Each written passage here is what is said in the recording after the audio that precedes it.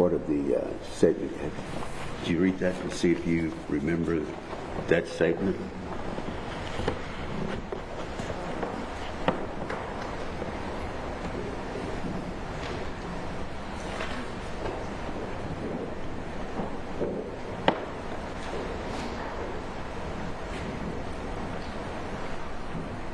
It's pretty much what I've already said.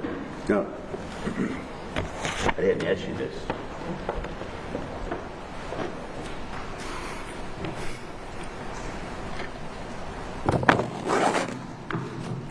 So my question is, when I asked, did you remember the interview? And the investigating officer asked Chris Williams if he had asked Linda how the fire had started, to which he stated that he had asked her if she had killed Todd Sturmer. I do not remember that. You don't remember that? Not those questions, no. And to which he stated she had almost immediately become emotional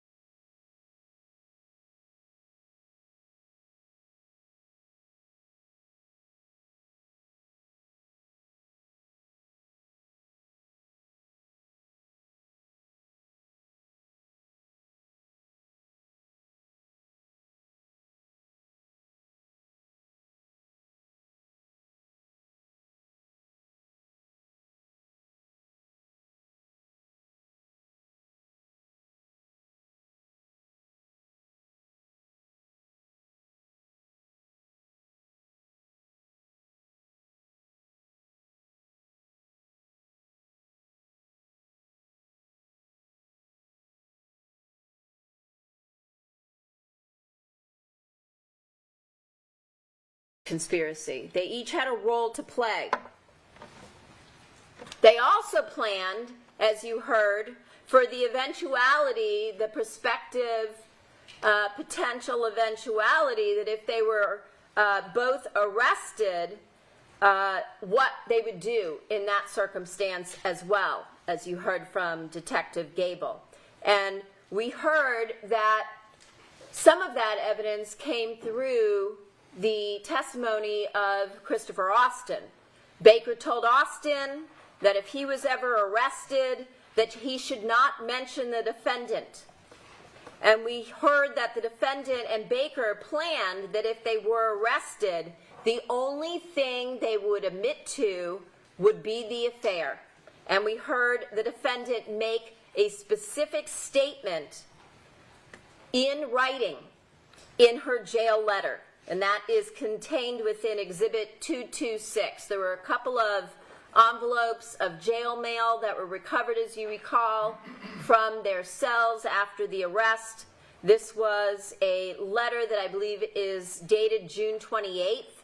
So we're talking about a letter that she drafts within a couple of weeks of the arrest. And she talks about specifically in that same exact language that she only is going to admit, or she only has admitted to an affair of about a year. And you recall they both stick to that plan.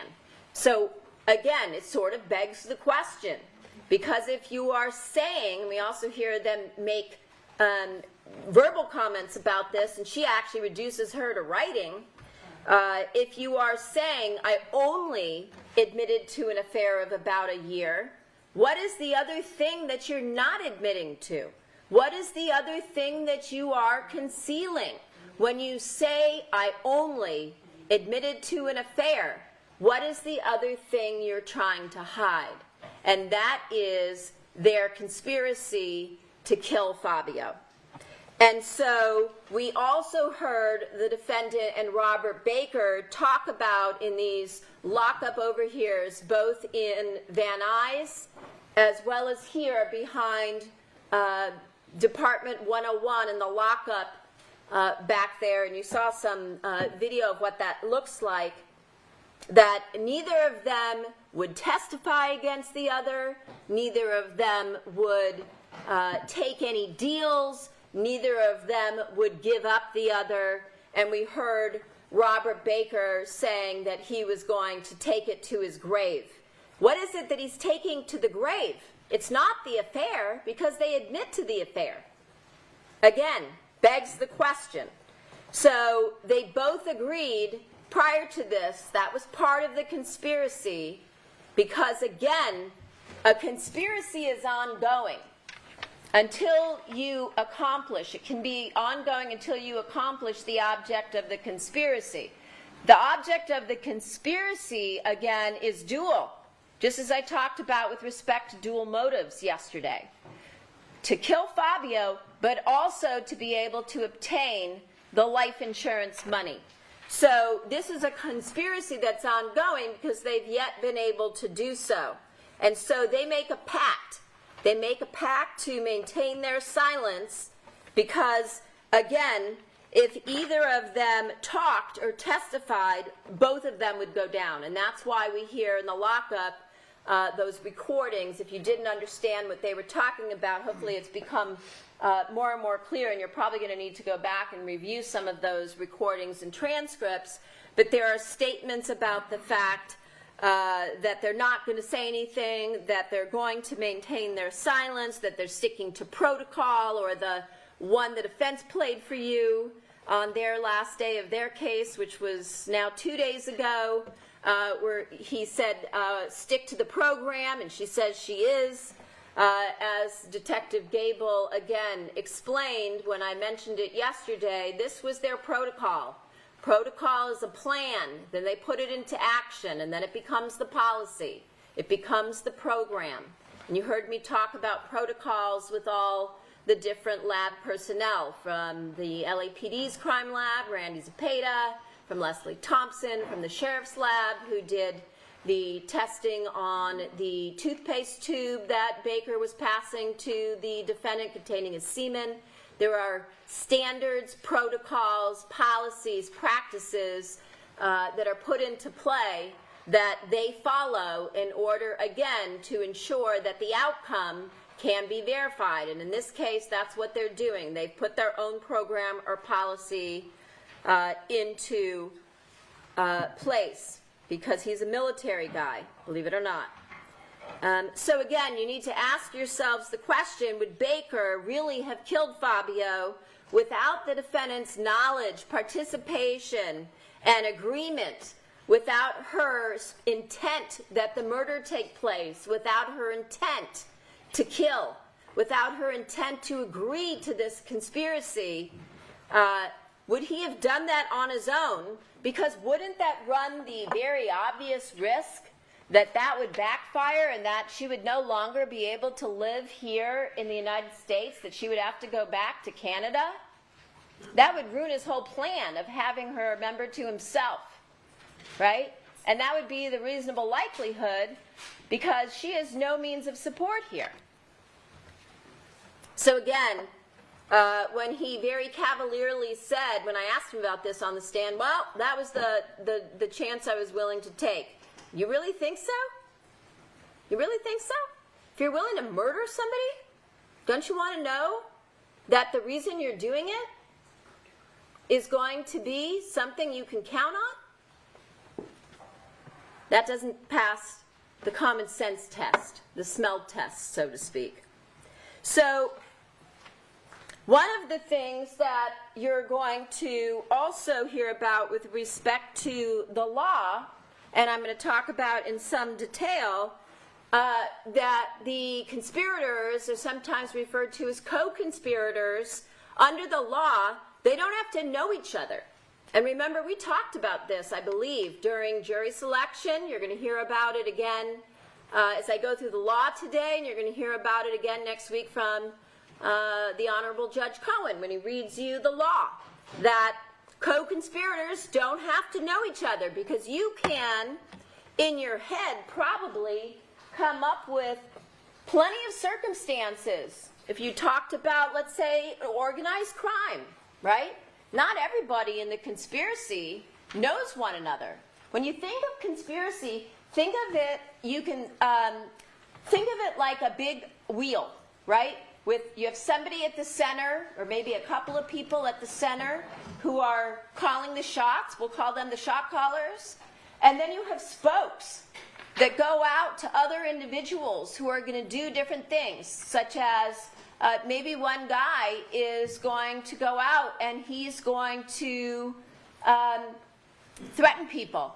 If we talked about, let's say, like organized crime, into paying what they refer to as taxes, right? To support the conspiracy. You can conduct your business here, but you're going to have to pay us in order to leave you alone, right? So you can see how not everybody needs to know each other. As I said, the law is pretty brilliant in this country, because it contemplates various scenarios that criminals would use in order to get off, right? Well, I didn't know these other individuals. Who cares, right?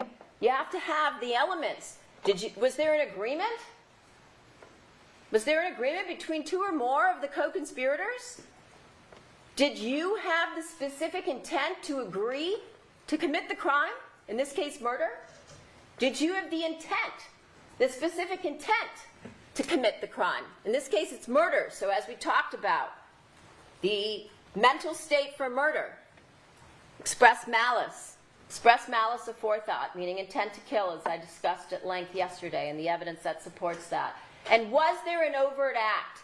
Doesn't mean, as I'm going to talk about in a minute, that you accomplish the object of the conspiracy. But if there's an overt act, an act towards the accomplishment of the conspiracy, you're guilty of conspiracy. You can be guilty of conspiracy to commit murder, even if the murder doesn't happen. And I'm sure all of you have seen crime shows where that goes down, where they uncover a conspiracy to kill somebody, but the person doesn't get killed, right? Because once you meet the elements, the conspiracy is complete. Okay? So that's why you can be guilty of the crime of murder But you can also be guilty of a conspiracy to commit that crime. You can be guilty of one without the other. Okay. So let's talk about what this means, these elements. So the law says that the formation and the existence of a conspiracy can be inferred from all of the circumstances tending to show a common intent. And that makes sense, right? Because it is unlikely in a criminal conspiracy that people are going to reduce their agreement to a writing, like a contract, right? So you have to infer that there was an agreement based on the fact that you have individuals who are showing their intent to act together. And when they come together and act together as a team to bring about the object of the conspiracy, to bring about a crime or a criminal result, that's what the law contemplates. So we don't have to have caught somebody on tape agreeing with somebody else to commit a crime. It can be, again, inferred from the circumstances, okay, tending to show this common intent. Now, as I talked about yesterday, that there are different types of proof or evidence under the law.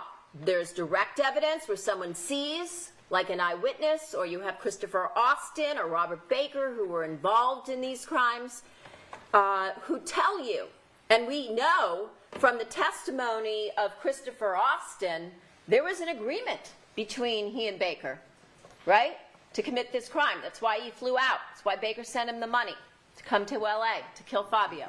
We also know that, again, Baker, and I don't want to rely on him for anything, but we have to look at where he is corroborated independently, as I talked about yesterday, because otherwise you can't put any credibility in anything he says. But we have to look at the fact that he himself admitted that he engaged in a conspiracy. In fact, as you heard, he pled guilty to this crime. Well, to plead guilty to the crime of conspiracy to commit murder, he had to have agreed with somebody else, at least one other person, as we talked about just a moment ago. It's the first element. There has to be an agreement between two or more, okay? So Baker tells us he went to Las Vegas. He made plans. He bought a knife. He sent money to Austin. This is back in July of 2016 to bring Austin out. And he's going to bring this, I think he said it was like a 12-inch blade, like some huge knife. Because he wanted to see what Austin would say about the knife. And so he has Austin come out, and they drive, he picks him up at LAX, and they drive out to Las Vegas, where they stay, remember, at Al Birdsong's house in July of 2016. And I'm going to get back to how this all fits into the conspiracy. And while he's there, they discuss this conspiracy to kill Fabio. And so we already know from both Austin and Baker that there's a conspiracy that's been agreed to. So you can have it proved by direct evidence. That would be direct evidence, but you can also have it proved by circumstantial evidence. And as I told you in this case, you have both. You have direct evidence straight out of witnesses' mouths who told you what happened, what they spoke about, what they observed, what was discussed, what they heard, and what they saw. But you also have circumstantial evidence, meaning that you can infer evidence, you can infer facts from the circumstances of the case. And from the circumstances of the case, we know that there was also an agreement between the defendant and Robert Baker. What's the law say? It says that all of the co-conspirators do not have to get together and have a meeting. In other words, it doesn't matter. When they were saying, well, you never spoke to Monica. They were asking Mr. Austin about this plan to kill her husband, right? No. You know, when you think about Austin, one of the things that I remembered thinking, other than his demeanor on the stand, which for someone who had never been in trial, who been charged with a crime, who, because of what his association was with Robert Baker and because of what he agreed to do in this case, his future is forever changed, right? We don't know when he's ever going to get out, right? He doesn't know that. Because he entered into a plea agreement where he has what's called an indeterminate sentence, right? 15 to life plus 1 year for the use of the knife. So when you think about his demeanor on the stand, given what has happened to him over the course of the last few months, it was striking to me, and again, I told you that the judge is going to read you instructions. They give you various factors that you can take into account in judging the credibility of witnesses, such as bias, interest, motive to lie, of course. The things that, again, are based on common sense, but you can also look at things like a witness's demeanor on the stand, their attitude toward giving testimony, whether they've ever been convicted of a felony, whether they've ever admitted to lying like Baker, whether they've ever admitted to perjury, things of that nature that you know should be something you would be able to take into account, right? Those things weigh heavily on who you put your faith behind, right? So also things like, were they in a position to perceive what they said that they saw? Were they consistent or inconsistent? Were they able to recall sufficient details that tends to indicate the reliability or confirm the reliability of what they said? Is there independent evidence of what they said, right? All those kinds of things, plus more. Anything based on your common sense. You're the judges of the facts. Judge Cohen makes the decisions on the law, but you are here to judge the facts. And you have taken this so seriously over the last few months, right? This is your job. We're deadly serious, right? Because someone lost their life here. But when Austin got on the stand, even under cross-examination, he behaved better than their experts, who threw little temper tantrums on the stand.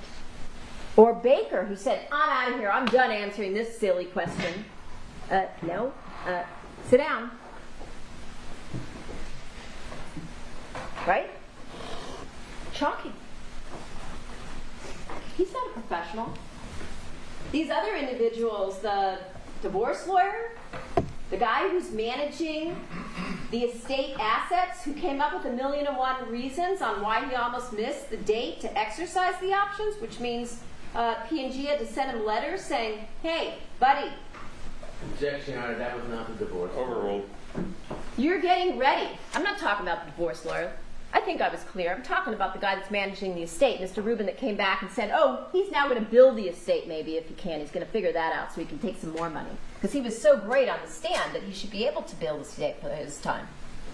Who seemed offended by the fact that he had to answer questions on cross-examination. Right? Who talked over Ms. Stagel. And we saw that actually happen with both men. I'm not going to call them gentlemen, because they certainly treated the prosecutor, who just happens to be female, differently than they treated the male who asked them questions. Right? Their demeanor drastically changed. Maybe I'm imagining it. Mr. Austin? He didn't do that. I'm not saying I would invite Mr. Austin over for dinner in my home. But demeanor, their attitude toward giving testimony.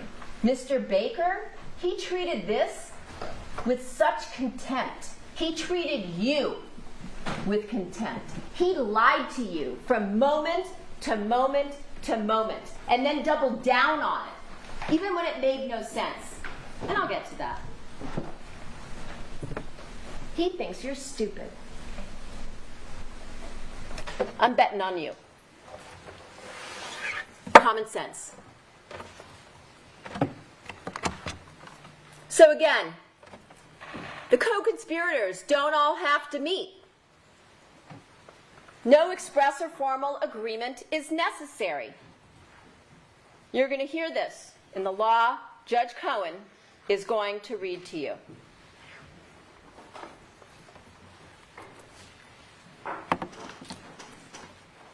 As I mentioned,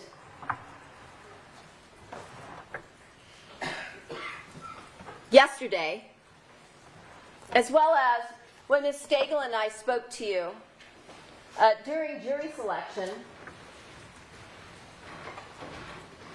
I'm going to stop. It's not because I get distracted, because I can talk over anything, but I don't want you to be distracted, because I'm talking about the law.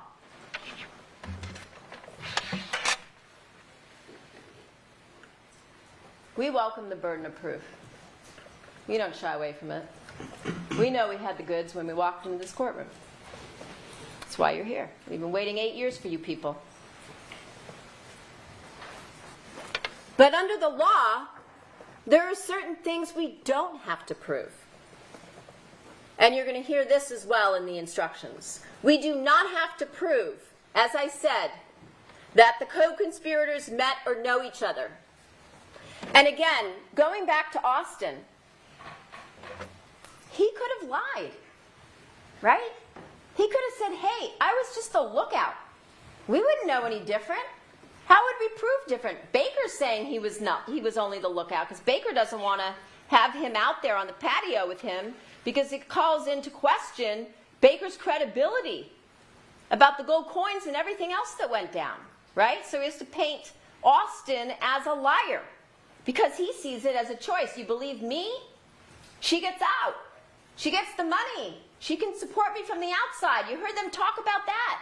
Baby, you got to go home if you can go home. You've got support out there. And what does she tell him? Wait for me. As long as it takes. Wait for me. They're in this for the long haul. You're pawns in a game for them.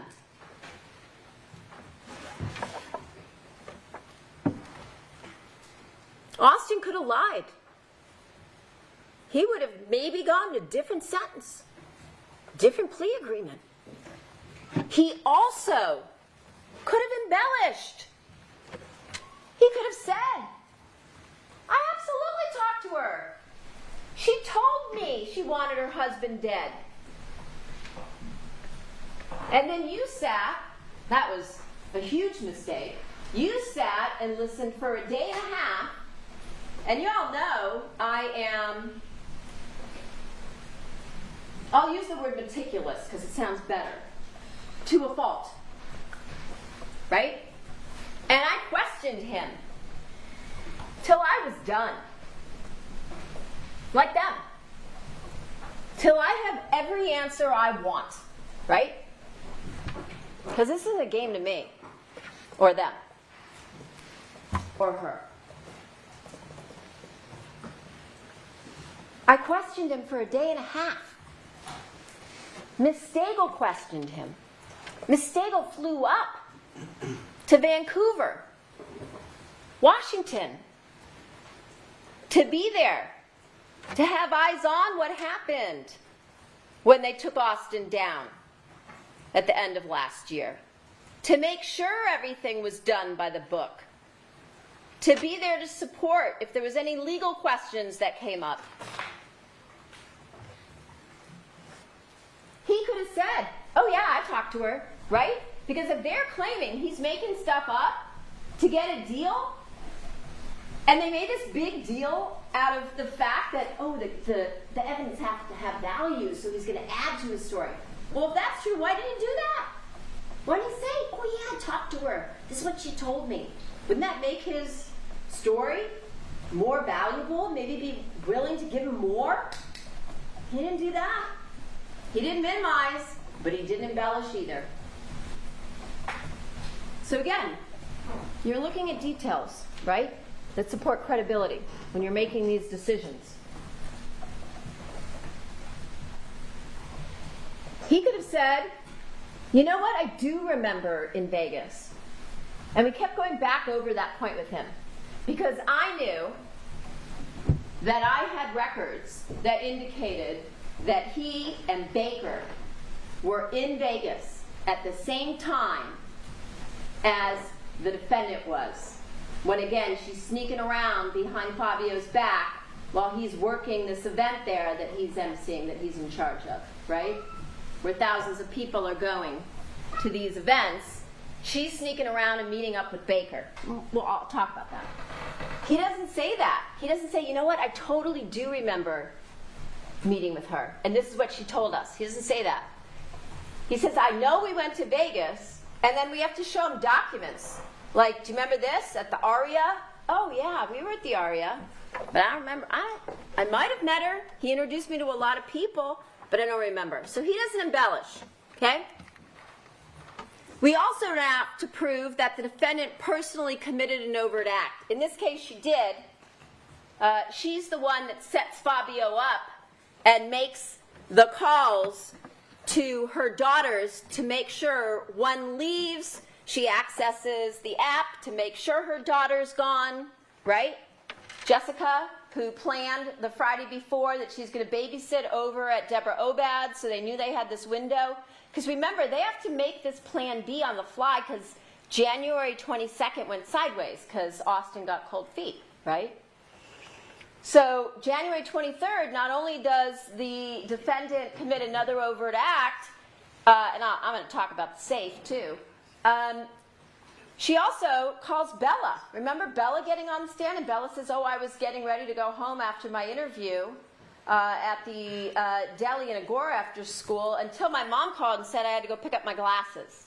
But because I was only 16, my mom had to get special permission from the eye doctor, Dr. Cohen, so I would be able to pick those glasses up, right? Because she wants her out of the way for a sufficient period of time so that Baker can get up to the house and complete what needs to be done, right? So there's many overt acts by the defendant. But we don't have to even prove she committed an overt act. As long as we prove she was a part of, that there's an agreement between two or more, that she specifically intended to agree, that she specifically intended to have the crime committed. Those, you see, those two things are different. You have to specifically intend to agree. You also have to specifically intend to have the crime committed. You have to act with intent to kill. And that there's an overt act. Doesn't have to be by her.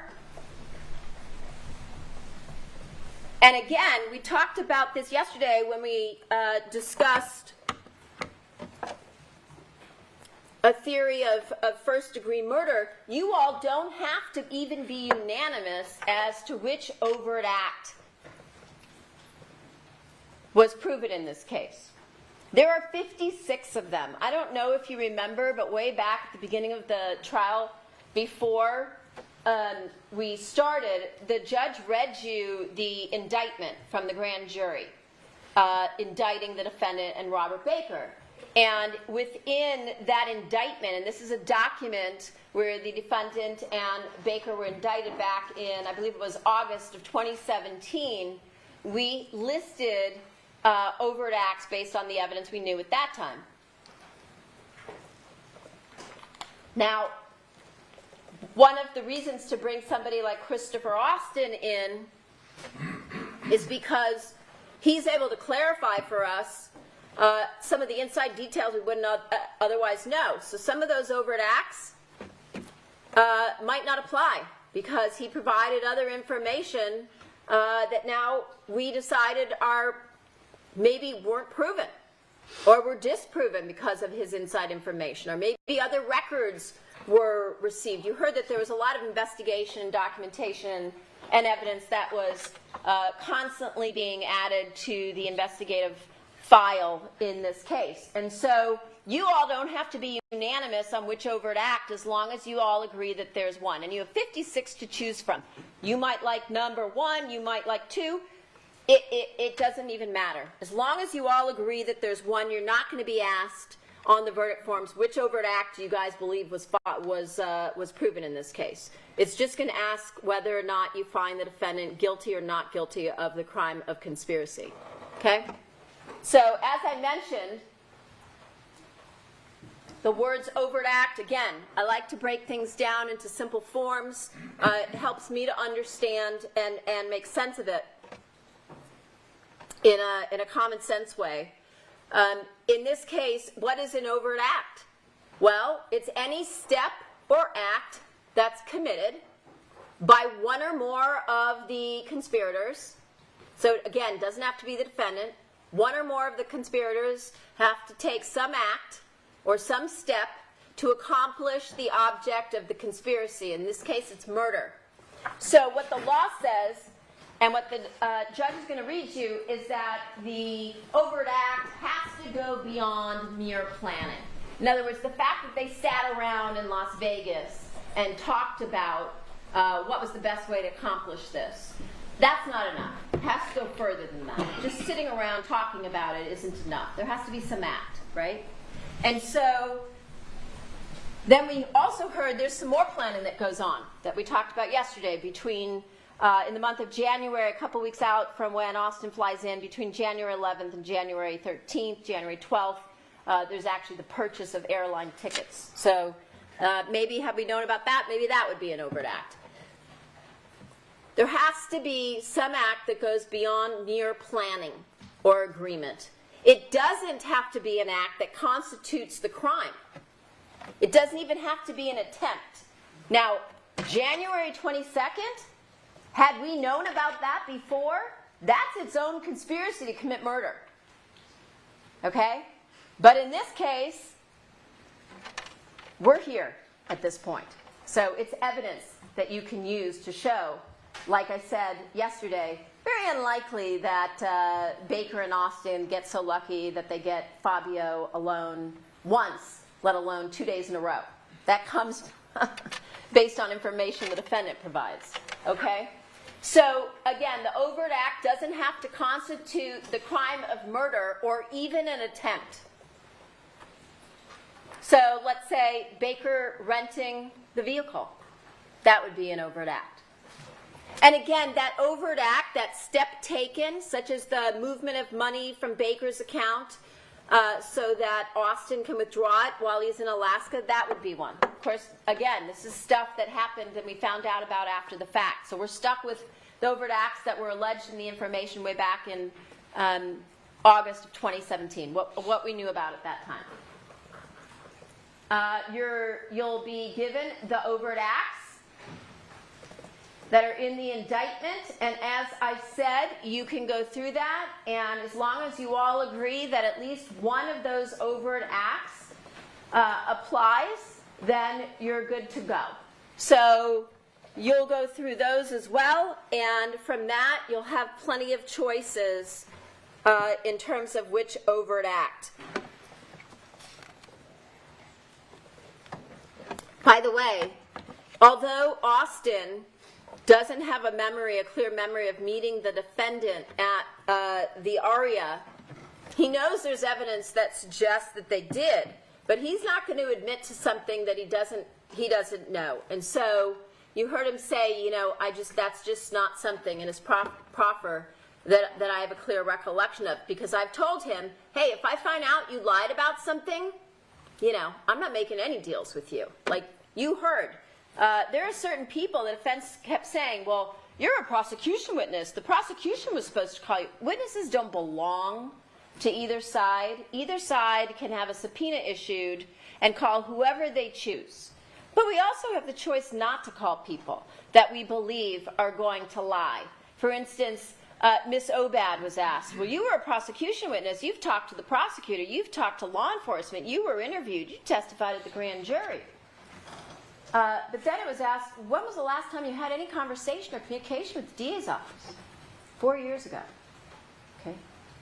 So we can choose not to call certain people that we believe are going to get on the stand and commit perjury. So Austin, who doesn't have a clear memory of meeting the defendant, now you need to go back and ask yourself, when Baker got on the stand and he went out of his way to say, oh, I left him over at this location, and then I went over here to meet Monica. He could have left Austin at Al Birdsong's. Why does he bring Austin with him to the Aria when he's going there to meet up with the defendant? And remember, Baker also told the defense investigator, which I asked him about, the specifics. They didn't bring out all of these lies that he told over and over and over again throughout this series of ridiculous, unrecorded interviews, and some where there's a report and the notes were destroyed, and some of them we can see when we have both notes and reports that he doesn't include everything, the defense investigator, in the report. You have to go hunting through his chicken scratches to find details he chose not to include in his report. But he tells the defense investigator, I told Austin before we even went in July, hey, I might go over to meet up with Monica while we're in Las Vegas. Why do you think he brought Austin with him when he went to the Aria to meet up with the defendant?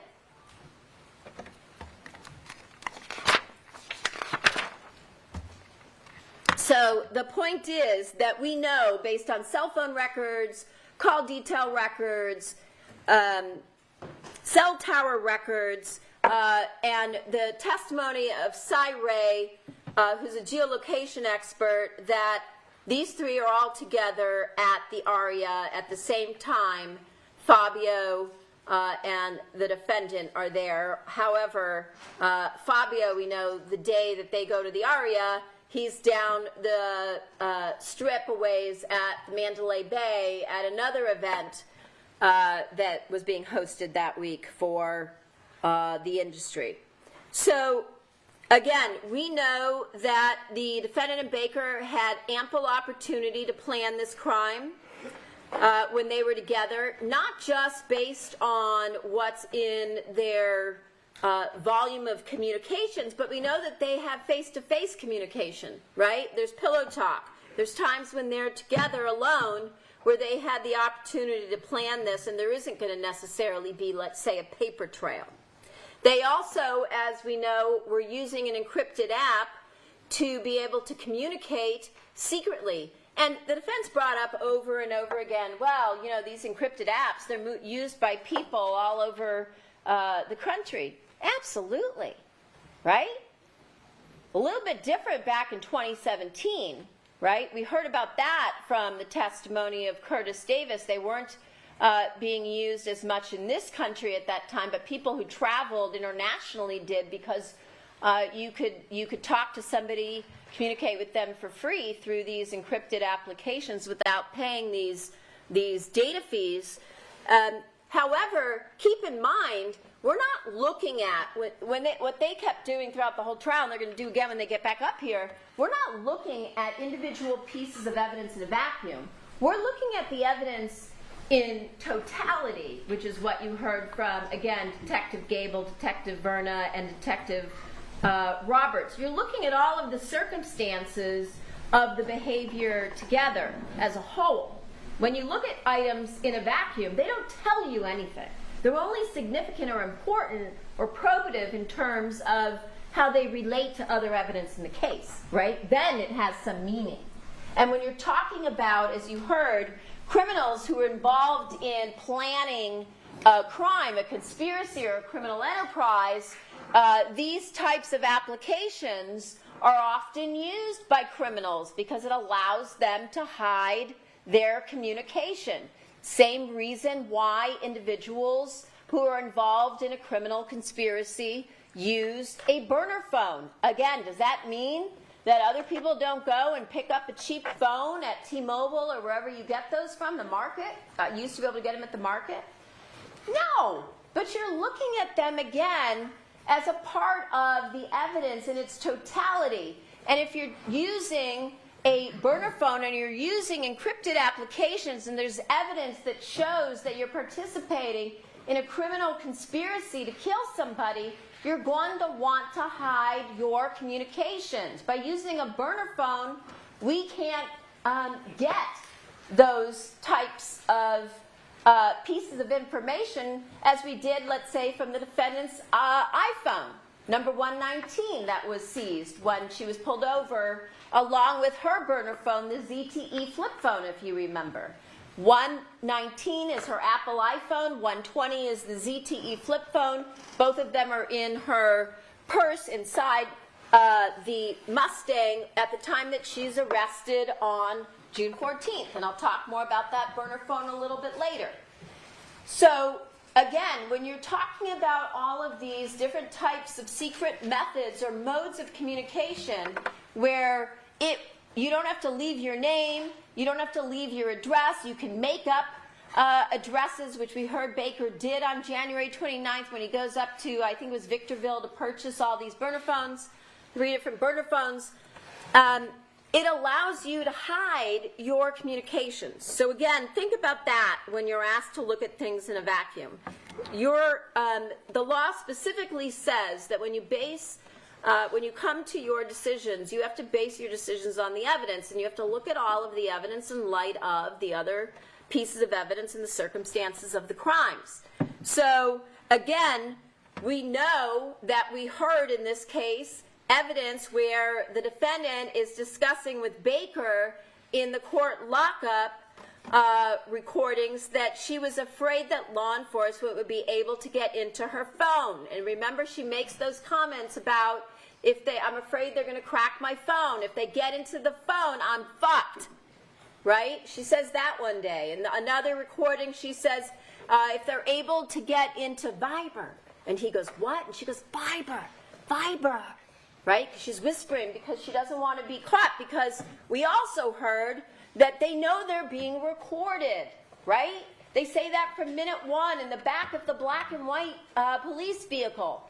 Keep in mind the circumstances. They're not being put into the back of a black and white police vehicle with all of Robbery Homicide Division and SIS surveillance unit and taken down with a police operations van because they're having an affair?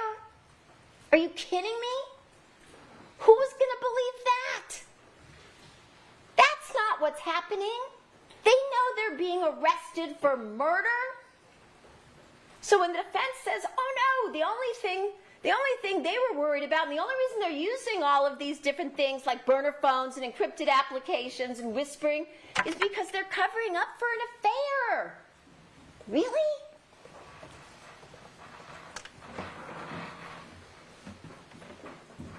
Come on.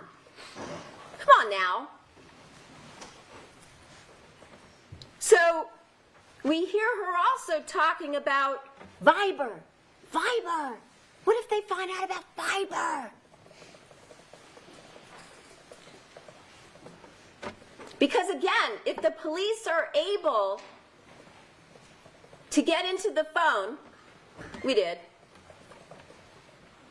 But you're only able to recover certain things because what do? They delete Viber. How do you know they're acting together? They both deleted on January 23rd, the day of the murder. Coincidence? I mean, at what point are there too many coincidences to be able to call them coincidences?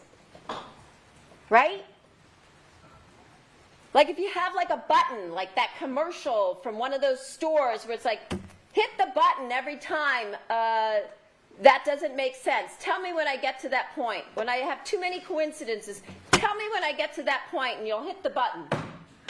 Too many. We're way down that road.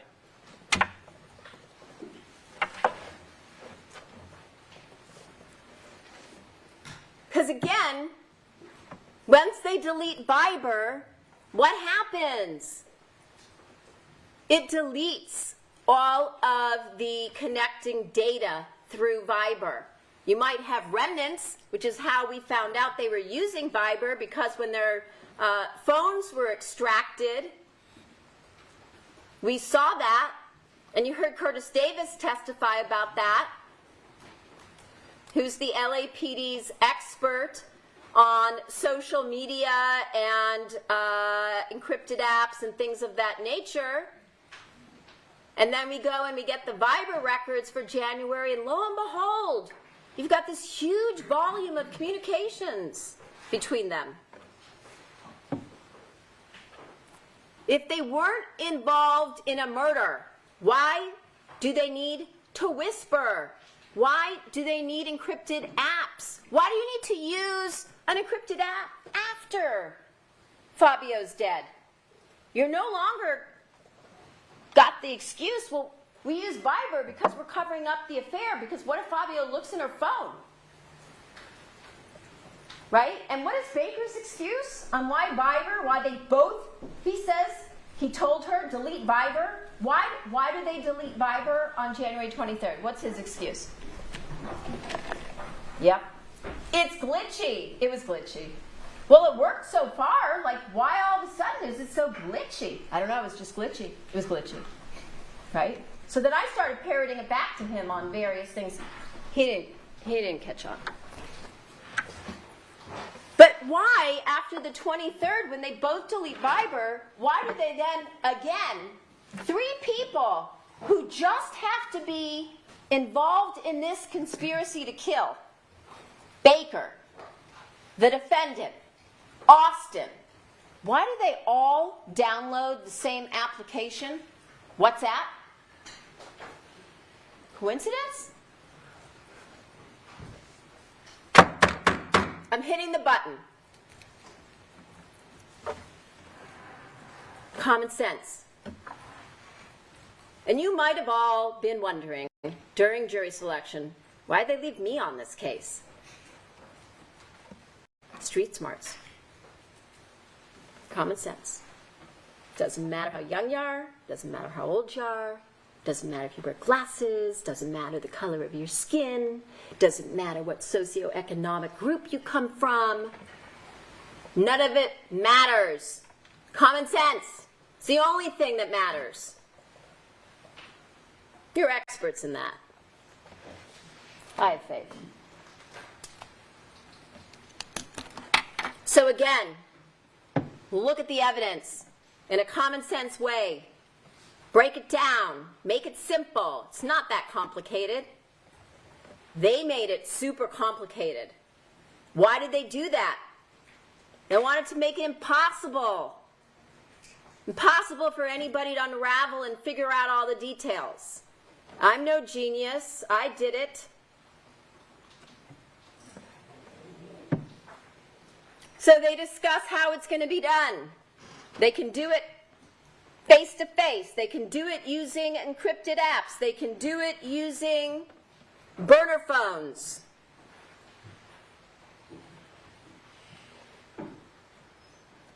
They also discuss when the murder is going to take place. We talked about that spike in data Detective Roberts testified to in January.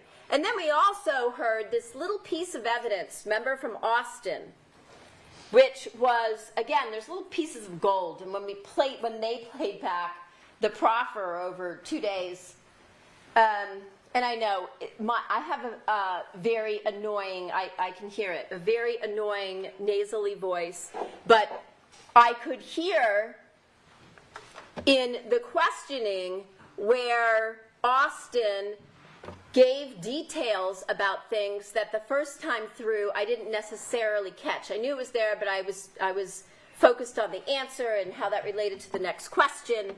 Because when you, again, are questioning a witness, one of the most important things, which, anyway, not everybody does, is you're too focused on the next question and you forget to listen to what they're saying. And what we heard in those recordings of the proffer was that he was told by Baker that they had to get the murder done. Remember this? Before the end of January, because Fabio was going on a business trip. Lo and behold, Fabio is set to leave for Boston on January 28th. That's Exhibit 261, his travel agenda that was sent to the defendant. As Alicia testified, she always sent Fabio's agendas to the defendant so that she would know his itinerary, where he was staying, where he was going, when he was coming back, things of that nature. So obviously, Baker gets that little tidbit. from Monica. She tells him about that. That's why they have to get this done.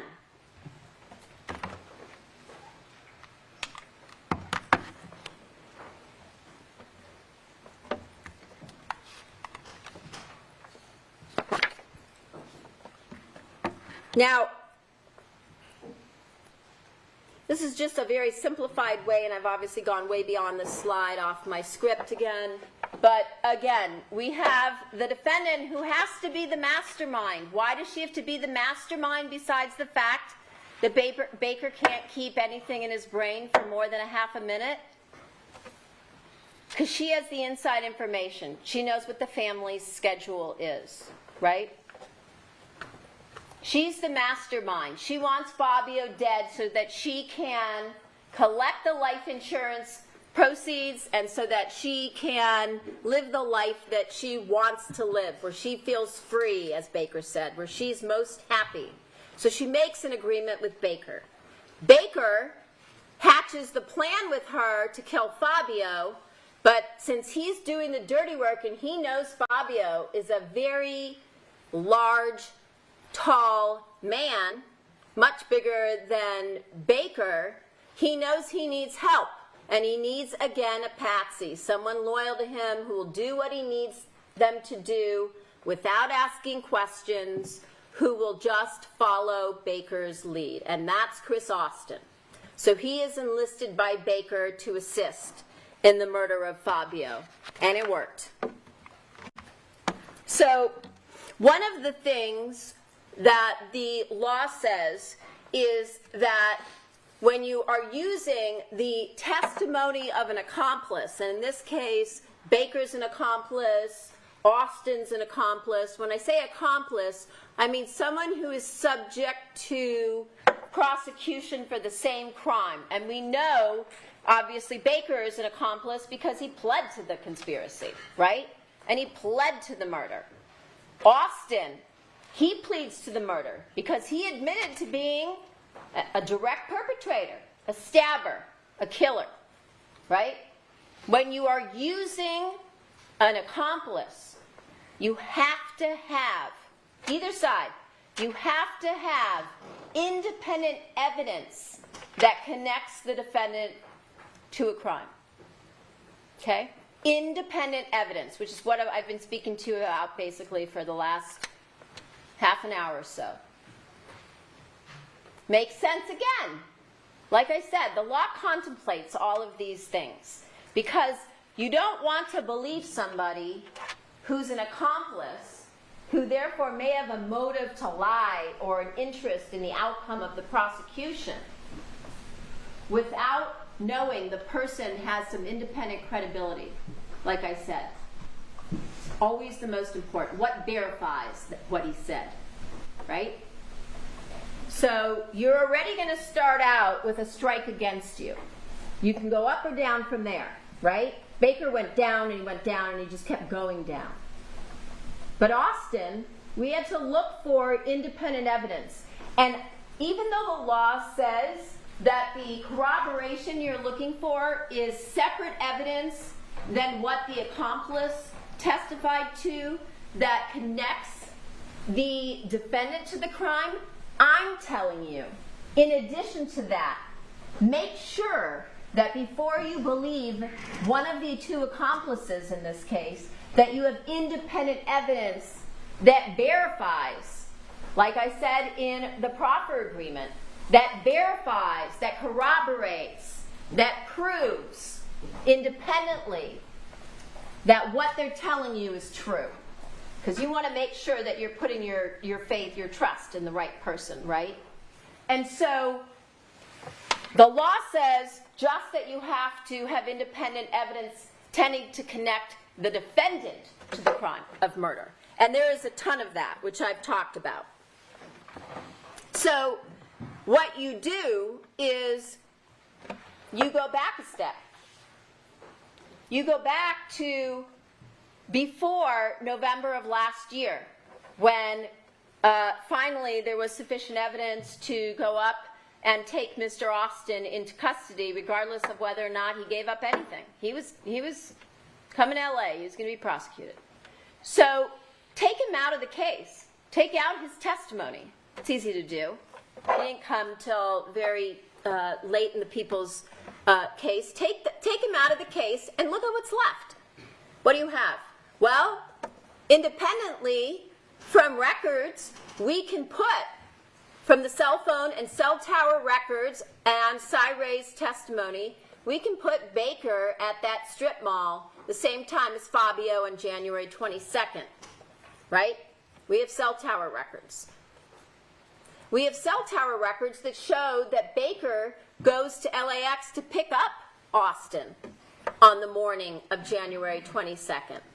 We have cell tower records that show that Baker took Austin to the area of the flyaway on the 23rd. We have now a ticket, we don't need Austin to tell us, we have a ticket putting Austin in the rental car, and we have cell tower records, cell data, showing that Baker, when the defendant calls him later in the morning on January 23rd, putting him at the location of the Enterprise rental car, where he gets his friend Paula to rent him a car, because now his cars are glitchy. We know that Baker, again, from these independent records, isn't just at the strip mall when Fabio shows up there in the evening on January 22nd, that Sunday, but also cell tower records that put Baker waiting at that location for a couple of hours before Fabio even shows up there. Again, as I talked about yesterday, coincidence? Or am I hitting the button because it doesn't pass the smell test? No, it's inside information. He doesn't have a crystal ball. We have the text string between the defendant and Fabio on January 22nd regarding picking up faux or faux near me. We have the defendant's Google search where she's looking for faux places near me. And then she specifically Googles this location off Ventura Boulevard, faux California or faux CA. I believe CA stands for California. So the defendant is already figuring out where she's sending Fabio. And then we have more. We have then the defendant to cover it up and make it look like this is just innocent. I'm sending my husband out on Sunday night to pick up Fa. She texts Bella, "Do you want fried rice?" More. And again, this is not exhaustive because you can see I could be up here for probably weeks and I won't run out. Mrs. Baker, she writes that on the mirror. She signs her letters that way, before and after the murder. As I talked about, the use of these encrypted apps, and then the deletion of the encrypted apps. The destruction of evidence. Remember, we heard the defendant and Baker again in the overhears. Again, these individuals know they're being recorded. They know it. But at some point, they forget, even as they're telling each other, we're so smart. We're smarter. We're unique. We're special, baby. No, they do the same thing all the other morons do back there. They eventually forget they're being recorded and they talk. And she says, they're going to look at your computer. My what? Your computer. Gone. What? Gone. Gone? Yeah, can you believe it? It broke the day before. No good. Got rid of it. Remember that? And then there was that whole ridiculous, now it's coming back to me, line of questions where I asked him about that, and he said, oh, his computer had been stolen out of his car. Remember that whole thing? Anyway. The testimony of Cy Ray, that's independent. The level of communications between them. Cy Ray told you these are extreme. I don't think you needed him to tell you that. Thousands. And what about when they get put into, as I said earlier, the back of the patrol vehicle? Again, you think deny everything? When the defendant said that to Baker, deny everything. You think she's talking about an affair? You think they think they're being put in the back of a patrol car for an affair? Because these guys, they don't got enough to do? More. What about, and I'm going to get into this, what about all of her lies? Her lies to law enforcement, where they kept pounding on this same topic over and over and over again. Wasn't she calling you? Didn't she want to know about the investigation? She wanted to know, what were you doing to solve her husband's murder? No, that's not why she was calling.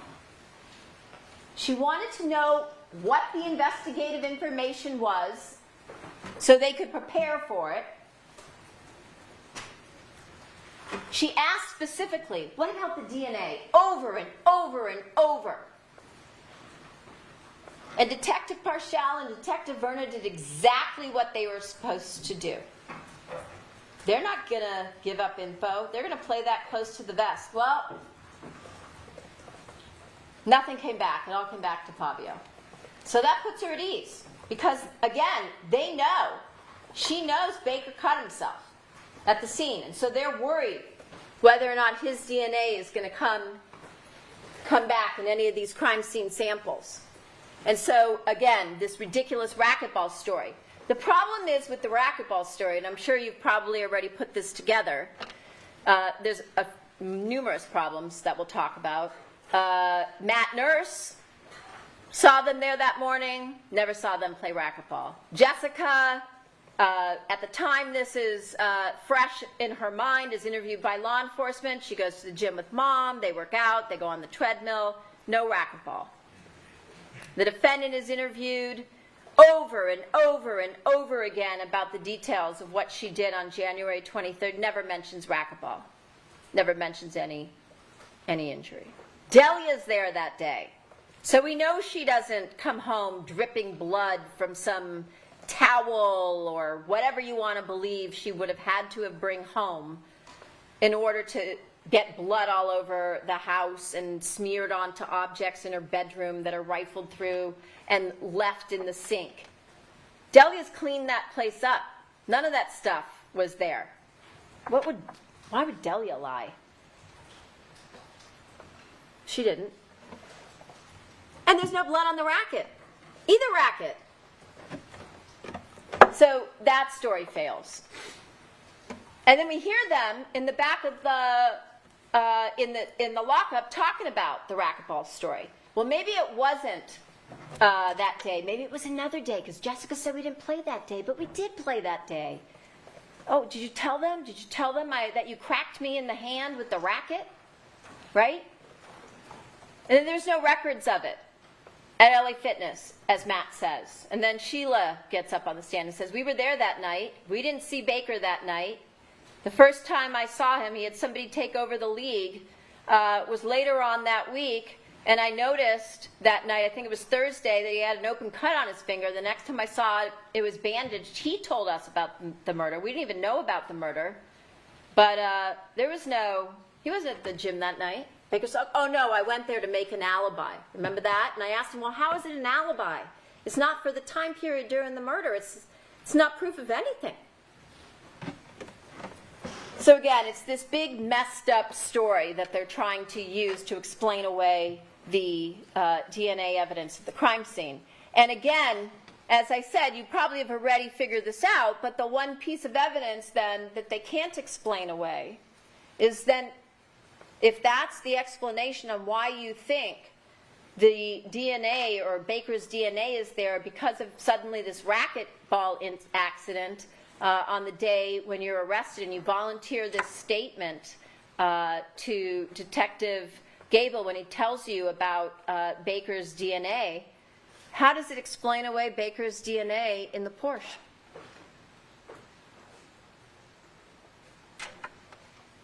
Again, fatal flaw. And then there's more. As I talked about, sending Bella to pick up the glasses, the meetup at the Target, which we spent all this time running around with, and then Baker just gets up there, admits it, and tells the defense investigator that he went to Target to meet up with her.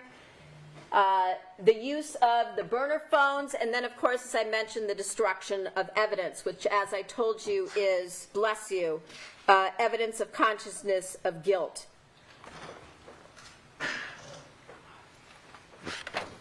And again, it goes on. Post-murder conduct, leaving the daughters alone. Who in their right mind would do that? We even heard about that, bless you, from Deborah Obad. She's talking to Parshall. She's telling him how he should investigate this case because she's Nancy Drew. And so they start calling her Nancy Drew because she keeps referring to herself that way, and she thinks she's part of the investigation, and they must need her help because she's brilliant. Just ask her.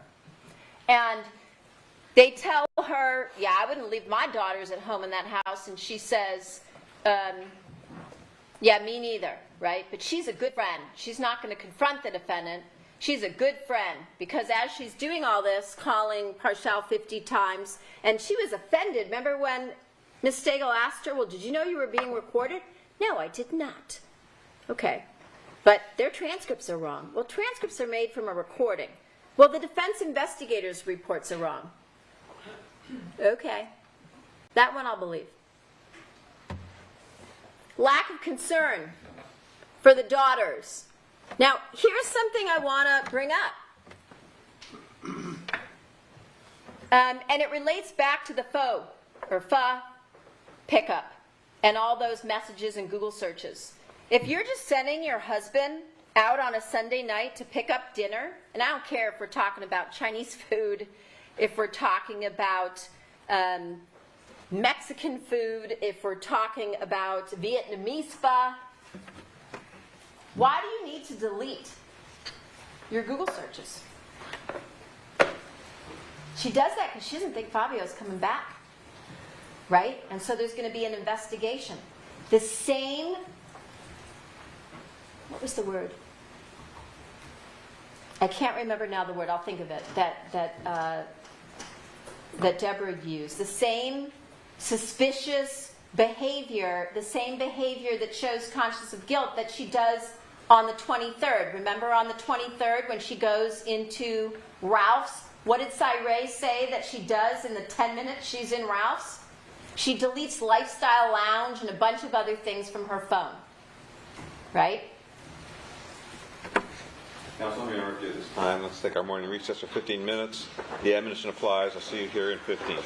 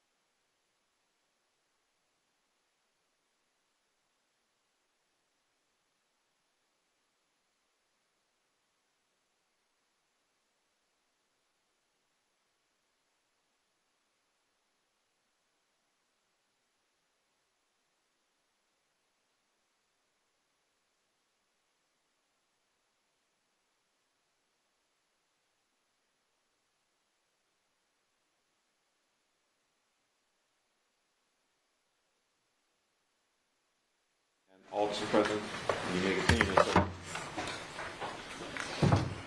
Okay.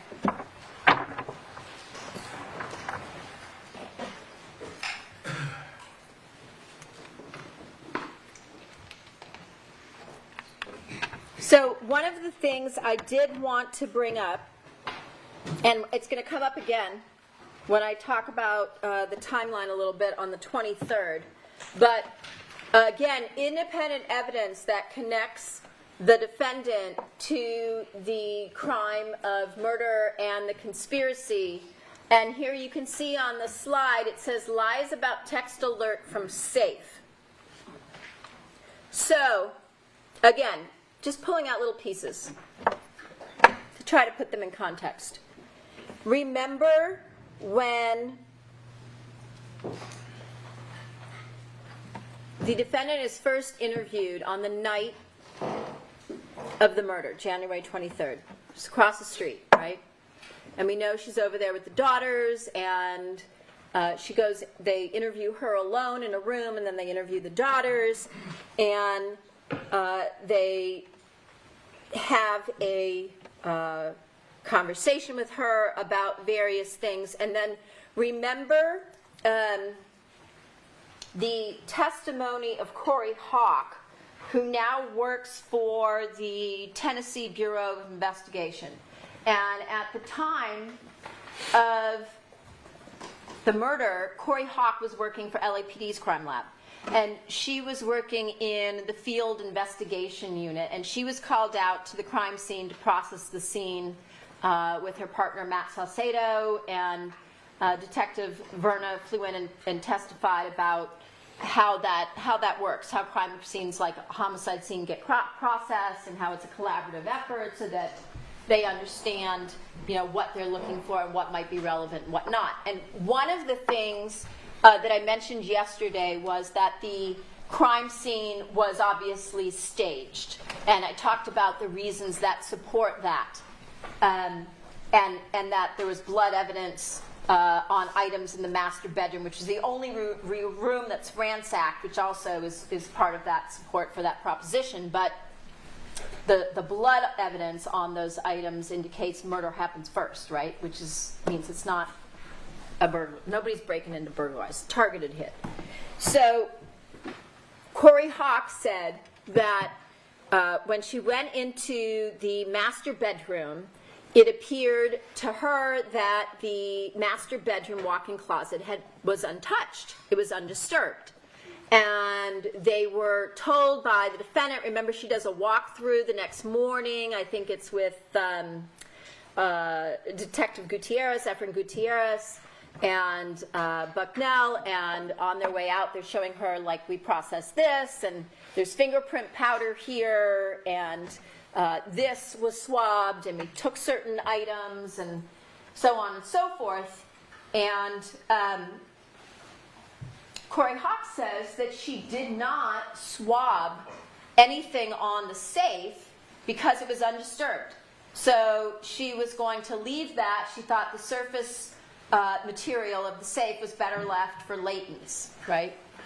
And so latent prints, meaning prints that are not visible to the eye. You have to dust them with black powder or use some other type of processing that makes those latent prints patent or visible. And so the defendant also is interviewed January 23rd, and then remember there's a phone call, and we played you her recorded calls, and you can go back through all the transcripts and the recordings. But they keep going back to the 20th and the 21st because the crime scene doesn't make sense, because it's a staged scene and the Rolex is on the wrist. And so she says, again, on May 18th, and remember this is the date that detectives Parshall and Berna bring in robbery homicide detectives Chris Gable and his partner at that time, Barry Tellis, and they are working together, but the ruse that they are using is that these are detectives that are working on a knock-knock burglar task force, remember? Because the minute you bring up, oh, these guys are from robbery homicide division, it has a different it sits different, right? And they don't want to blow what they know is now going on, because now they've accessed records and things like that. And robbery homicide is moving in to take over. And so they go through the scene with the defendant. They come to the house, May 18th, 2017. They walk through the house, and you can hear the recording is in Detective Gable's pocket, his jacket pocket. And so you can sometimes hear it's muffled, but you hear them all talking, and we played it through him, and he testified about it. And they go into the closet, and they're talking about, before they're in the closet, they're in the master bedroom, and they're talking about the slider and whether it was locked or unlocked and things of that nature, which obviously either the front door, as I said, is either unlocked or the slider door is left unlocked. Because remember, Baker says, I was going to go around the back because I know it's always unlocked. And my question to him was, well, you've said to us before that you've only been there twice. The night that you were so drunk that she had to bring you home because you were puking all over the place, and you slept in her bed, which we know is a BS story because Fabio's out of town. And so Jessica tells Deborah Obad, as Obad says, blabbermouth Jessica told her Monica didn't come home till 1 or 2 in the morning that night. And Monica, the defendant, tells Jessica that Sheila and Rob both slept over because she wants to make it sound innocuous, but Sheila left earlier. And then we know, of course, Sheila's never been there until that Thursday after the murder, when she comes over with Rob Baker to pay a condolence call. But they go into the master bedroom walk-in closet, and the defendant shows them the safe. And remember, I asked Baker about this because it's hidden. We're going to get to a slide that shows it, but I want to bring it up now because I see it here on my slide. There is a mirror, a long mirror, that is behind the master bedroom closet, walk-in closet door. So it's hidden. Not only is it behind the door, but it's also hidden behind a mirror. And the defendant tells the detectives that every time the mirror opens, there's a sensor attached to the mirror. Whenever the mirror is opened, she gets a text to her phone, right? And she says that that alerts her that someone has opened the mirror because behind the mirror is the safe, right? And she says, but I didn't get one that day. I didn't get one on the 23rd of January. I did not get a text, meaning no one opened the mirror or the safe on January 23rd, right? Well, then you heard that and saw, again, putting together pieces that might not have made sense at the time.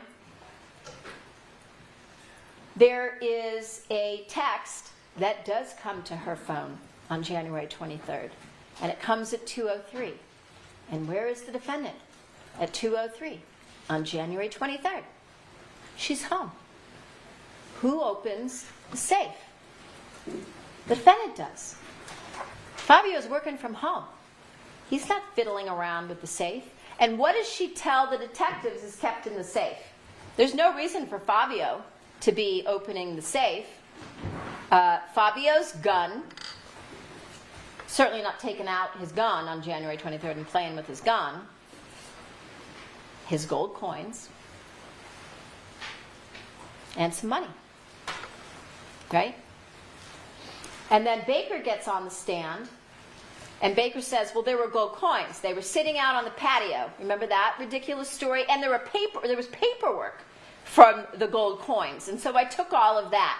How, again, coincidental is that he knows he needs to pay Austin, and Austin knows that, as he testified, Fabio is a collector of things such as gold coins. And lo and behold, Fabio's got the gold coins just sitting next to him out there on the patio while Fabio is working, because maybe Fabio just wants to, I don't know, sit out there and admire them or read through paperwork about gold coins. And in his rush to get out the door, because now they're in this short time frame window that I've talked about, this slim window that has to be shoehorned, manufactured, manipulated by the defendant to make it work.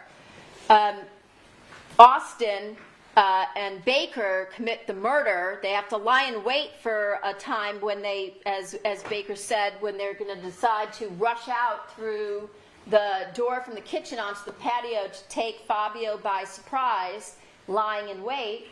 And once they do that, they both, Austin says he turns around, like he barely has time to like open his eyes, and Baker's already in the house and gone because, again, they've got a short time frame, and Baker's off because he's got to now stage the crime. He's cut himself. He's taken the bleach out from underneath the sink. He's trying to clean up his own blood so as not to leave any DNA behind, which doesn't work. And he runs into the back bedroom to strew things, objects about to make it look like something, but he's bleeding and because of the knife wound, and he's leaving his own blood and transferring Fabio's blood because of plunging the knife into Fabio. And so he's leaving his own blood and Fabio's blood on various objects, as you heard about from the DNA expert. So at 2:03, before the defendant leaves for Target, she opens the safe, right?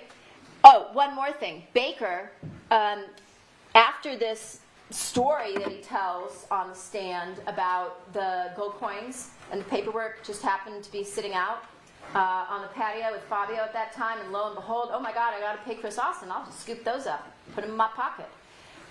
He tells the defense, remember he said, oh, that guy's lying, I didn't say that, or he didn't write it down right, or whatever. On a prior occasion, he said the gold coins were in the house. And he said, well, they were in the house because they were in my pocket. And so therefore I said it was in the house because they... Anyway, it just got worse and worse, and he kept doubling down, and it just got worse and worse. But anyway, 2:03, the defendant opens the safe, right?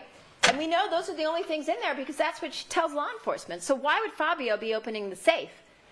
We know why Monica is opening the safe, because she's going to, after the murder, as we heard from Detective Verna, she's going to report the $11,000 or so in cash, which can never be traced, and costume jewelry that has no value, and gold coins as the objects that were taken during the course of this burglary that somehow turned into a murder, right?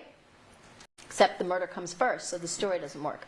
So she goes in, she takes the gold coins out, and then what does she do? She does the same thing that we saw her do every time she did anything that pointed to her complicity in this crime. She deletes the text from the phone, right? You heard about that. So in the deletions column on her Celebrate extraction report, the safe opening does not come up when we dump her phone.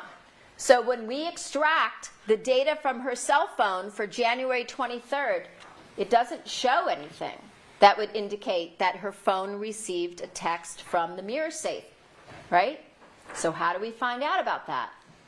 Well, we subpoena from AT&T these records that are called mobility records. Remember when I talked about the mobility records in this case? And lo and behold, when we get the mobility records, and when I say from AT&T, because remember, she's got her iPhone records. These are separate records. These go to AT&T, as she tells Detective Gable. It's called Digital Life, and it's some service that they signed up for so that when the mirror sensor is triggered and opened so that you know someone's accessing the safe, the text goes to her phone, and lo and behold, the mobility records show that at 2:03 on January 23rd, a text went to her phone. So she then deletes it, right? Because she's got to cover up why she'd be going into the safe earlier on the day when her husband just happens to get murdered. All right. Then on top of all the other evidence, as I mentioned, we heard numerous admissions, statements by Baker, where he says in the recorded jailhouse courthouse lockup, that he's going to take the blame, he's going to take the fall for the defendant. So when I talk about accomplice corroboration, just going back for a couple so you can see, I mean, I've got numerous slides of it. I'm sure you can come up with additional items. So you can kick that around back there. But that's one of the requirements under the law, is that there has to be independent evidence that tends to connect the defendant to the commission of the crime. So now I want to talk a little bit more about Christopher Austin. As you heard, he's got no prior record. He pled guilty in this case based on what he admitted to the second-degree murder, along with the use of a knife. I talked yesterday about the fact that his plea negotiations are dependent on his truthful and complete testimony at trial. Who makes that call? Not me. And that he provided information about January 22nd, the first attempted hit on Fabio that we never, ever heard about from Baker. And he's interviewed numerous times. It's not until they go in there and they say to Baker, hey, they now have Austin. And he's telling them that you guys went out to this strip mall and tried to kill Fabio the night before he was killed. Oh. And by the way, they have forensic evidence that puts you there. So now what does he do? He tries to construct a story around the evidence, which is what I accused him of doing numerous times on the stand. So you know how that went down. And so when you think about Christopher Austin, and I expect you'll spend some time back there talking about various witnesses, including Christopher Austin, and you should, because he is an accomplice, and you need to make sure that you believe his testimony. Same thing you have to do with Baker. And you might think a lot of things about Christopher Austin, and you might also be divided on what y'all think. I mean, maybe you think he's a horrible person, who should obviously have refused to help Baker commit a murder. Maybe you think he's just as guilty as Baker, and so therefore he deserves the same sentence, that he should spend the rest of his life in prison, life without parole, like Baker. Maybe you think we gave him too light of a deal. Maybe you think the indeterminate sentence of 16 to life, meaning he might not get out for decades because it's indeterminate, was too heavy. Maybe you think we were too harsh. Maybe you feel bad for him. Maybe you think he did what he did out of some misplaced sense of loyalty to Baker. Maybe you think he's an idiot. Maybe you think he came across as contrite, and that he's likely going to live with the guilt of what he did for the rest of his life. And those are all things that are interesting to ponder and food for probably ample conversation back there. But whether you like him or not is irrelevant. The question is, do you believe him?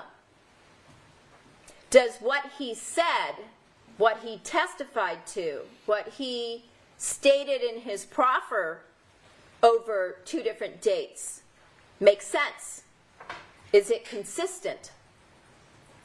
Is it supported by other evidence? And I just spent some time today talking about accomplice corroboration.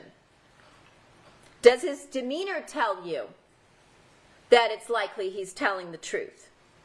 Or maybe you came away thinking he's a habitual liar just like Baker, not to be trusted. It's fine.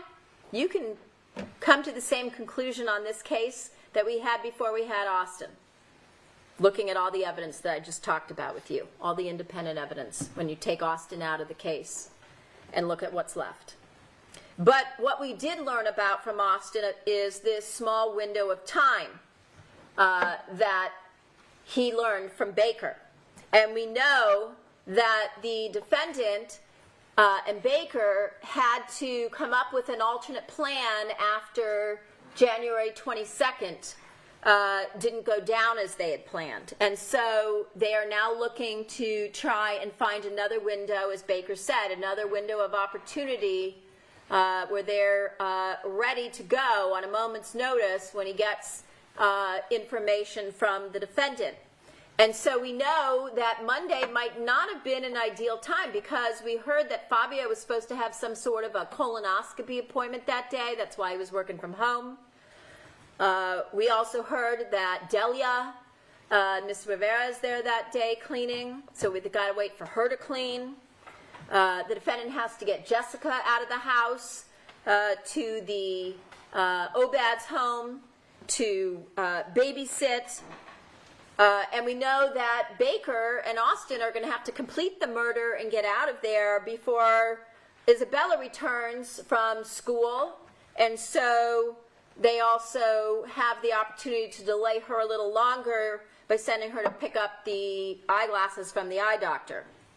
We also know, obviously, from looking at the job that Baker did, that he had to rush, just as he said, the staging of the crime scene, because we heard about, and we'll talk about the defendant sending that last message to him via Viber at 4:46, right?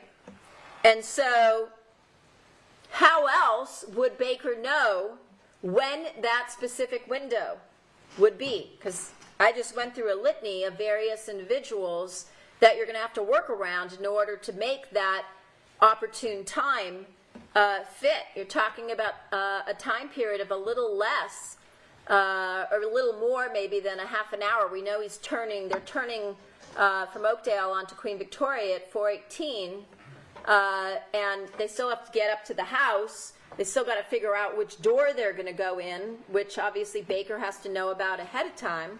As Austin said, they knew that the defendant was leaving the door open for them. And then they also have to sneak through the house to be careful about where Fabio might be, because he might, bless you, not still be out on the back patio. And so, again, all of this requires an incredible amount of timing and manipulation of the time period. And then you also have to think not just about how Baker and Austin, because Baker has to go back, pick up Austin. They've got to get the rental car, Austin in the rental car. They've got to drive over to the location, which is, you heard from the detectives from the SIS surveillance crew, is a few miles away. And they have to park that car and then jog up from there to the house.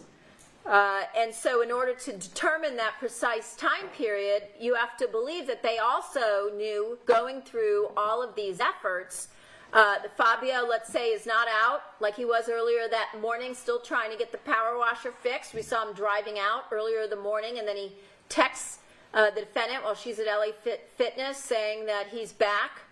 And she asked if he got it fixed. We know he went out the day before also with Ernie to try and get it fixed. Whether he's going out for lunch, whether he's going to stop at the office, whether he has other errands to run.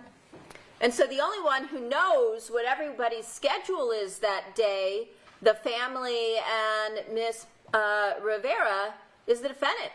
That information, that specific time window, time frame, specific, precise, short period during that day where Baker knows he has to be ready to go, has to be provided by the defendant. And as I mentioned, Austin said that Baker told him she left him alone. We have to go now. She's going to the store. And that's exactly what she does in order to make an alibi. And so remember also in the proffer statement, the 2-day proffer the defense played for you, that Austin also specified that Baker told him the victim should be on the patio as they jogged up to the home that day, which of course he was. Where do you think that information came from? And so again, as I mentioned, you should look, bless you, at the evidence that corroborates Christopher Austin, as I've gone through today, in various areas of his testimony to show that what he says is credible, that you can rely, bless you, on his testimony that he gave. And so, again, we have all of this evidence with respect to not just the 23rd, but also the 22nd, where the same thing happens. And we know that there are messages based on the testimony of Cyree going back and forth between starting out with the defendant and Fabio with respect to, she tells him obviously she wants pho. He starts looking at pho near me. He instant messages her. She looks it up. She sends him an address. They go, Baker and Austin, out to that strip mall, and they wait there for Fabio, knowing he's going to come. And then Cyree tells us, even though Baker says, oh no, I left my phone home that day because I didn't want to be tracked. We know that's BS, because Cyree says, oh no, he and Monica, he and the defendant, are messaging 69 times during that time period, while Baker is waiting in the parking lot for Fabio to show up. So almost 70 times they're going back and forth, while Monica is updating him as to the status. And how do we know? How does anybody know that maybe Fabio is going to say, you know what, I don't feel like Vietnamese tonight. I don't want pho. I want Mexican. Right? So she has to get him to go where she wants him to go, where she's been communicating with Baker for 2.5 hours as they're sitting there in this parking lot, waiting for Fabio to show up. And remember what Austin says? While we're there, he says, oh, he should be here now. So he's getting real-time communications from the defendant as to where Fabio is. And that's when Austin gets out of the car from the back lot at this strip mall, walks down a couple of steps, or up a couple of steps through this alleyway that we saw, through the pillars, and finds this location looking for the vehicle Baker described, which Baker didn't even get right in his testimony. Remember, he's like, it's the Porsche, and I led him down this path with the Porsche, and how he had the GPS on the Porsche, and he knew it was the Porsche, and he described the Porsche to Austin. And then I said, well, how did you describe the Porsche? Well, it's a black Porsche. Well, what if I told you he wasn't driving the Porsche that night? He was driving the Ford F-150. Well, that can't be right. And Austin tells us he's driving the Ford F-150. He told me it was a dark color, blue or black Ford F-150. Show me a picture of the guy. Said he was a big guy. So again, you have all of that evidence. So now let's talk about Baker. We talked about the fact that he's a convicted sex offender.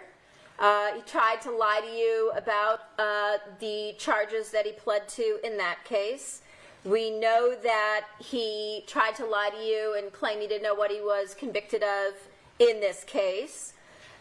We know that he came up with more than a dozen stories. There's probably more than several dozen stories in his ridiculous letter alone that I went painstakingly through with him, line by line, to bring out all the relevant facts to show you how ridiculous that initial story was, that he took all this time, a day, to write out for the defense attorneys, claiming he wanted them to give it to Monica because this was his apology letter about how he said Fabio attacked him in the house and he didn't see it coming and knocked him out, but then he went into this unconscious rage and killed Fabio. But then Fabio would be dead in the house, and it was a ridiculous story. So obviously he had to go back and come up with other versions.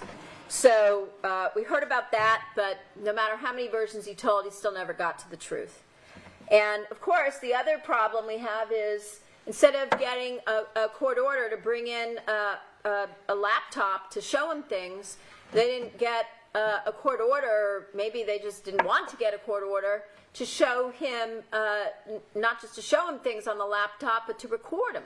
You can get a court order to record him, so that we would have that, like LAPD provided. So you would know exactly what was said, and we could play those in court for him, and you would have a record, a real-time record of what exactly he said, and you didn't have to worry about what some investigator wrote in his notes and then didn't write in his report and then destroyed his notes, or put in his report and didn't put in his notes, and back and forth 100 times.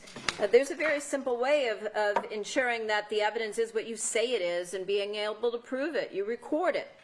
So, again, we know he's a compulsive liar. We know that he devised this elaborate story one after another to try and sell you, thinking that you would buy it, and, I pushed the button maybe a few too many times during his testimony, but here we are. We also know that the defendant and Baker devised an elaborate scheme, just as they did on the outside prior to the murder and after the murder, before they were taken into custody. They did the same type of planning and scheming to be able to secretly communicate once they were apprehended.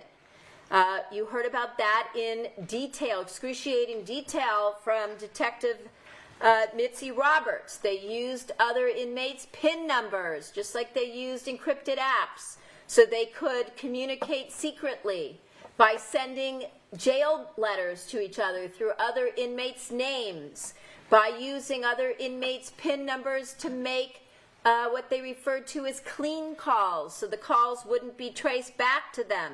They called through third parties. They figured out times by sending letters to one another that they would either destroy, as we heard them talking about, or that they would hide in other inmates' bunks. And you heard about, in one recording, the defendant claiming that the other inmates in her cell area, the room that she was housed in, they were all angry at her because everybody's bunks kept being tossed because she was hiding jail letters from Baker in other people's places to prevent them from being found and traced back to her.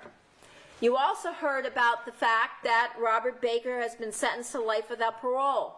That means that, as I talked to him on the stand, we can't punish him or do anything to him if he lies. He's already got the maximum sentence, right? So no repercussions. It's a freebie. He can get up here, treat this courtroom like his own sandbox, and treat it with the contempt and the disrespect that he did, and lie minute after minute, hour after hour, day after day, and it just never ended.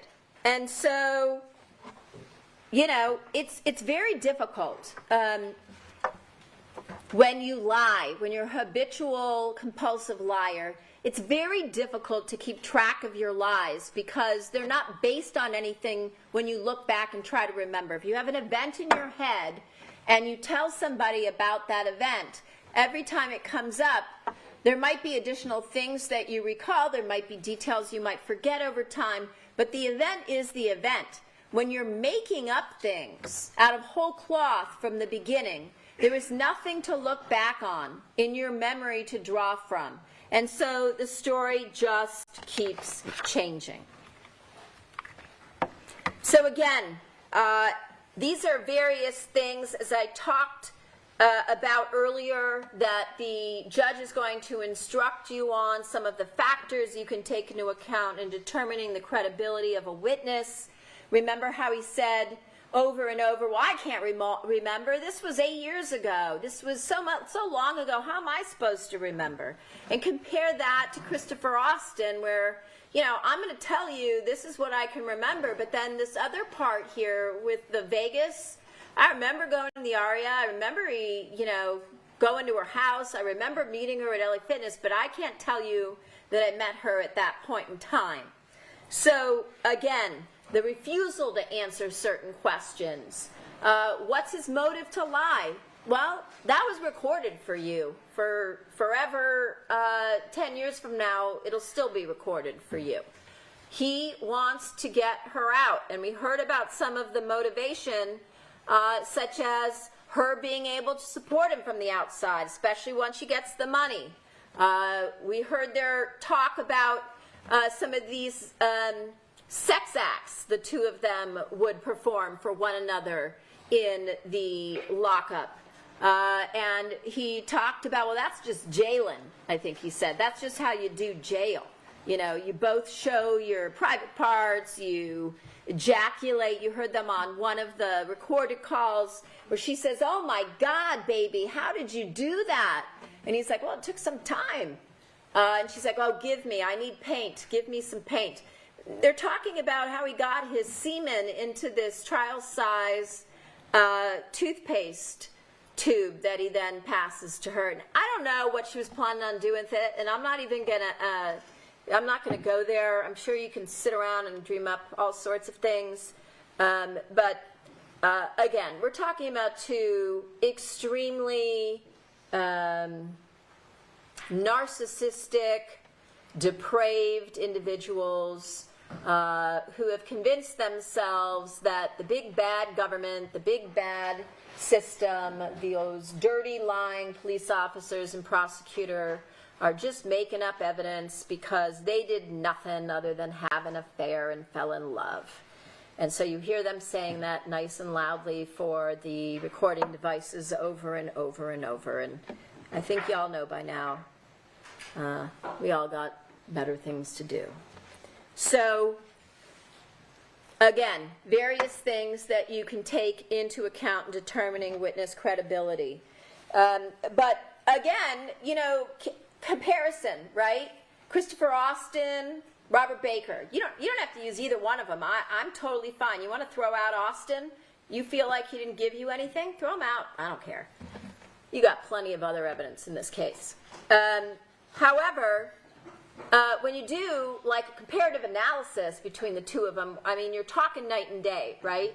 And it was made even more apparent when you had Austin on the stand day after day undergoing cross-examination. You didn't see that guy blowing his top. I mean, I might have blown my top at some point because my patience level over the years has definitely decreased. I get yelled at, but that's okay. But he didn't. He didn't blow his top, Mr. Austin, when he was asked the same story over and over and over again. He didn't say, "I'm getting out of here. I'm done answering these questions." He didn't have to be told by the judge to sit down. He didn't have to have you removed from the courtroom while the judge had a little talk with the witness in private so he could explain the facts of life and have what I sometimes call a come to Jesus moment. That didn't happen with Mr. Austin, right? So, you know, you can do that. You can do that little comparative analysis. You had Austin on the stand, then, you know, a little while later you had Baker on the stand, and then, lo and behold, you get the gift of getting Austin back on the stand again, and then that comparative analysis became even more clear after listening to Mr. Baker for a few days. But there's another instruction the judge is going to give you, and the instruction talks to you or instructs you what you can do if you find that a witness is willfully false. In other words, if you find that you have a witness who lies under oath or is willfully false, as Mr. Baker admitted over and over in his testimony or denied, depending on what part it was, the law says that if you find that there is a witness who is materially false. Now, I'm not talking about when he lies about something that's not material. I'm talking about, you know, the meat and potatoes. When you have somebody who is willfully false about a material aspect of the evidence in the case, that witness should be distrusted, right? Which makes, again, sense under the law. Common sense. If you have a witness who is lying to you over and over and over, I mean, at some point, you might be able to find some little kernels in there that you can rely on because they're corroborated independently by other evidence. But what the law says is that if you find that there's a witness who is willfully false in a material part of their testimony, they should be distrusted in other parts of their testimony. And then the law goes further. And the law says that if you find that to be the case with somebody like Robert Baker, that you can then reject the entire testimony of that witness. You can take your little notepads and you can just cross that stuff right on out and move on to the next piece of evidence. So when I hear that instruction, that's given in every case. I think of a piece of moldy bread. So when you have a piece of moldy bread, you're not going to cut around the mold and use the rest of it. You're going to take that piece of bread and you're going to throw it away, right? That is at your discretion. That is your choice. You're the jurors who are, as I said earlier, the judges of what the facts are.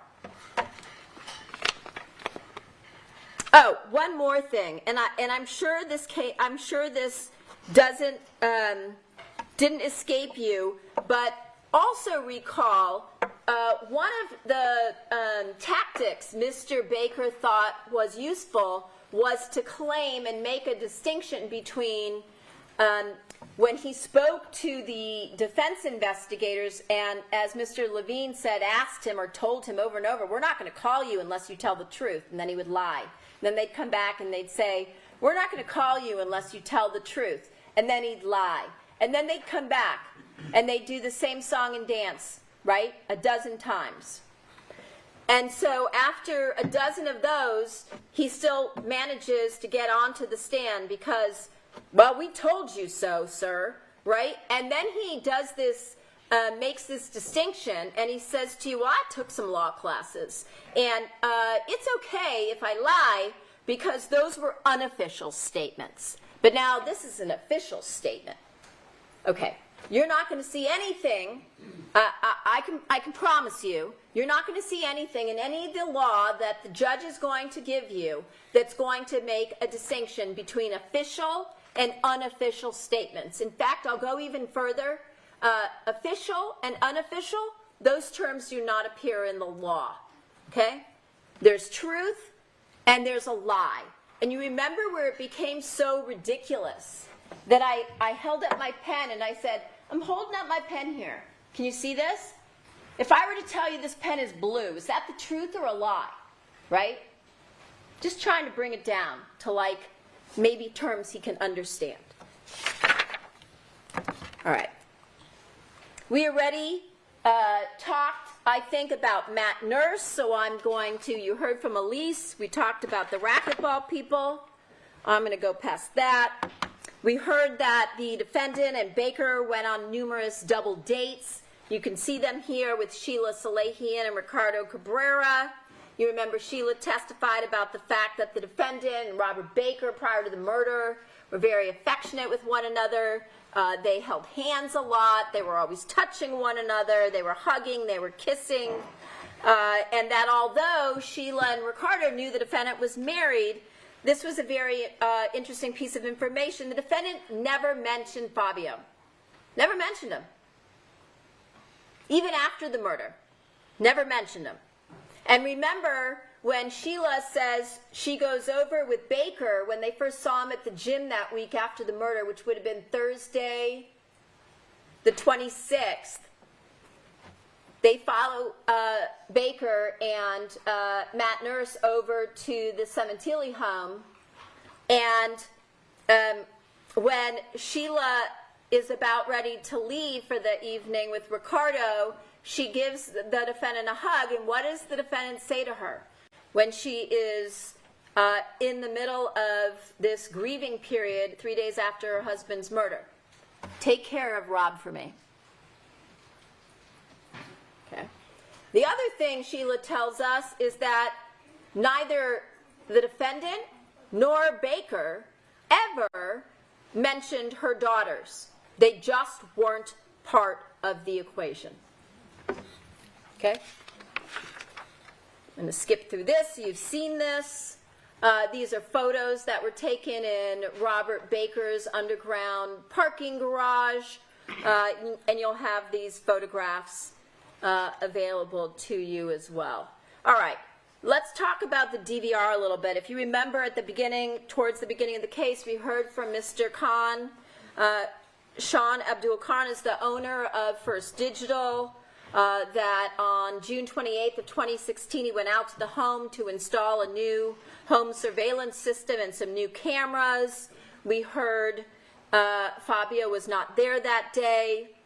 And at some point, we know the defendant took over the communications with Mr. Khan via email and approved the contract for the upgraded system. This is Exhibits 128, as well as 135 and 136. And one of the things the defendant specifically wanted was the ability to access the camera system remotely from her iPhone. And so that is why Khan spent time showing her how to use remote access and how the IDMSS Lite app worked as he testified. And so he goes over to the home on June 28th. He installs with his installer 4 new cameras, as well as a new monitor in the kitchen and a new DVR box. And remember, he's talking about this is those slimline, because this is now 2017, it's not those big bookish DVRs, it's a slimline box, and he installs that in the cabinet in the garage above the cabinet. And so there's 5 cameras in total. He doesn't replace, there's a camera, an old camera at the intercom near the gate. And he hooks that camera up as the 5th camera to the system and the DVR box as well, so that they can see it on the monitor. Those are Exhibits 129 through 134.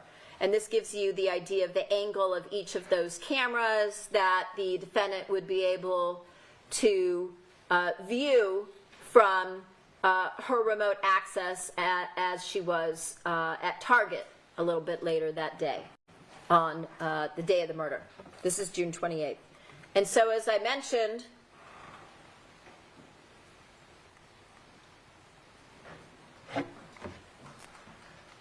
did my battery die? It's not moving.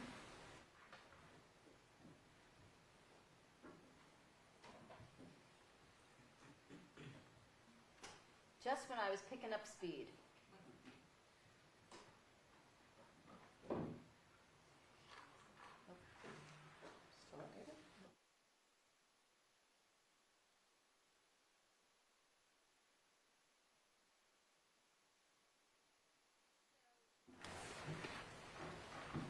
Again, when we talk about the that new DVR box, it's, as Detective Gable and Detective Vernon noted, it was not something that would be easily visible above that cabinet in the garage. We know Baker's relatively short at 5'7", but both Vernon and Gable, when they were asked, well, what evidence did you have? Why did you think the defendant was involved? They both talked about the fact that that DVR box was in an area out of the line of sight.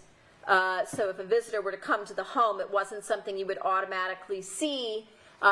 Someone would have had to tell you about it. And of course, as I talked about yesterday, even Ms. Rivera didn't know where it was. And then if you recall, I had this long, I can see, this long string of questions with Mr. Baker on the stand, where he wanted you to believe so badly that he just followed the wires from the kitchen to the box. And then we showed him the photographs of the monitor in the kitchen, and there's no wires, right? And he's like, oh no, I didn't mean in the kitchen, I meant in the garage. Well, where in the garage? Well, coming through the wall. Okay, well, what if it's not coming through the wall? Well, then it was coming through the ceiling, but there were wires. I followed the wires. Okay, so there's no wires in the kitchen. The wires up above you wouldn't be able to see behind the box. There were no wires there either, coming from the wall, coming from the ceiling, coming from any place that was visible. This was a professional install company. All the wires are hidden. And then the other point I want to make about that DVR box was that obviously the DVR was taken because the defendant had to have told Baker that it's not a cloud-based system. So in other words, the it's okay. Wasn't a cloud-based system, so that meant once you take the box, you take any recording, right? Because otherwise, if it was a cloud-based system, taking the box doesn't get you anywhere, right? Because it's already been uploaded, it uploads to the cloud, there would be no purpose. And so how would he know that? How would he know that it's not a cloud-based system, so that he would actually take the time as he's running around the house trying to stage the scene, clean up his own blood, goes into the garage, and then he makes this attempt to turn off the power so he can yank the DVR box, and then has to pull the manual release to drive the Porsche out. Why would he have the time to do all that if he didn't know that the DVR wasn't cloud-based? And that, again, would be based on inside information that had to have come from the defendant. Here you can see the kitchen. One thing, and on the left you can see the wires are left loose up there for where the DVR box. Remember when this was shown to various people? Well, there's the DVR box, and Detective Gable kept saying, no, sir, the DVR box isn't there. That's a crime scene photo. These are both crime scene photos. DVR box is gone. It was taken on January 23rd. So the only thing that you're seeing up there is wires. There is no DVR box, okay? And you can see on the right, the monitor, there's no wires, okay? Now, one thing I do want to bring up while we're on this slide, because I don't know that we're going to show it again, but remember placard number 12, and remember the purpose from Corey Hawk with respect to the placards? The placards are to identify stains, right? Areas where she collected red stains that tested positive. We talked about presumptive tests that they can use for blood. And there's a stain on the drawer there that dripped down that was placed there by Robert Baker.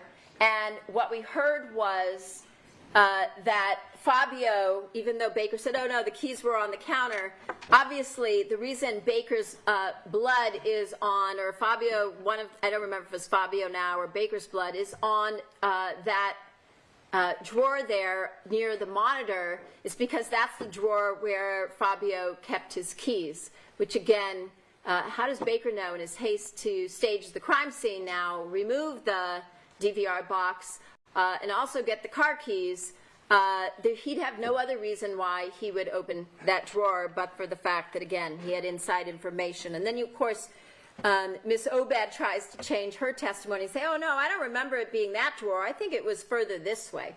The monitor has been moved. Okay, again, just like we said with Baker, these are crime scene photos. This is the location of where the monitor was at the time of the crime.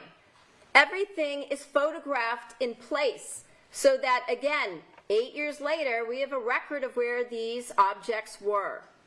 Come up with a better story next time. All right. And then we also know that the defendant sends a message to Khan after he leaves on June 28th saying she can't connect through her phone to the system. And then Khan shoots off an email to his tech support saying, can you help Miss Sementilli, please? And then a couple minutes later, she sends back, I got it, with exclamation point, thanks, meaning she can live stream her surveillance feed from anywhere, as he testified. And he also testified, if you recall, that data spikes from her internet service provider records would indicate that she accessed and live streamed her home surveillance video cameras, which would show you traffic on her home IP bandwidth. We brought in those records, we put those together, and all of that was testified to by Curtis Davis regarding the defendant checking her home surveillance cameras on the day of the murder. Again, a coincidence? At approximately 4 p.m. Not a coincidence. We also learned that Fabio didn't have that app on his cell phone, which was item number 67. And we also heard from the daughters that they knew their mother did. Yet, what does the defendant do? She tells law enforcement when they ask her, again, this is the woman who so desperately wants to find the killers who did this to her husband. She desperately wants to figure out who did this crime, right? That's why she's calling law enforcement day after day after day. It's not to pump them for information, silly people. But what does she tell them? She lies. She says, oh, I never was able to do that. We got this new system. I was never able to connect to the home surveillance system through my iPhone. So again, come up with some, again, innocent explanation that is reasonable. Come up with one. I'd love to hear it when you're all done. Come up with one innocent explanation why the defendant lies to law enforcement about the fact that she's able to access her home security surveillance cameras from her iPhone. We know she's done it because we also subpoenaed, there's a lot of records in this case, we also subpoenaed the records that show that she connected to her home surveillance system on several other dates, not many.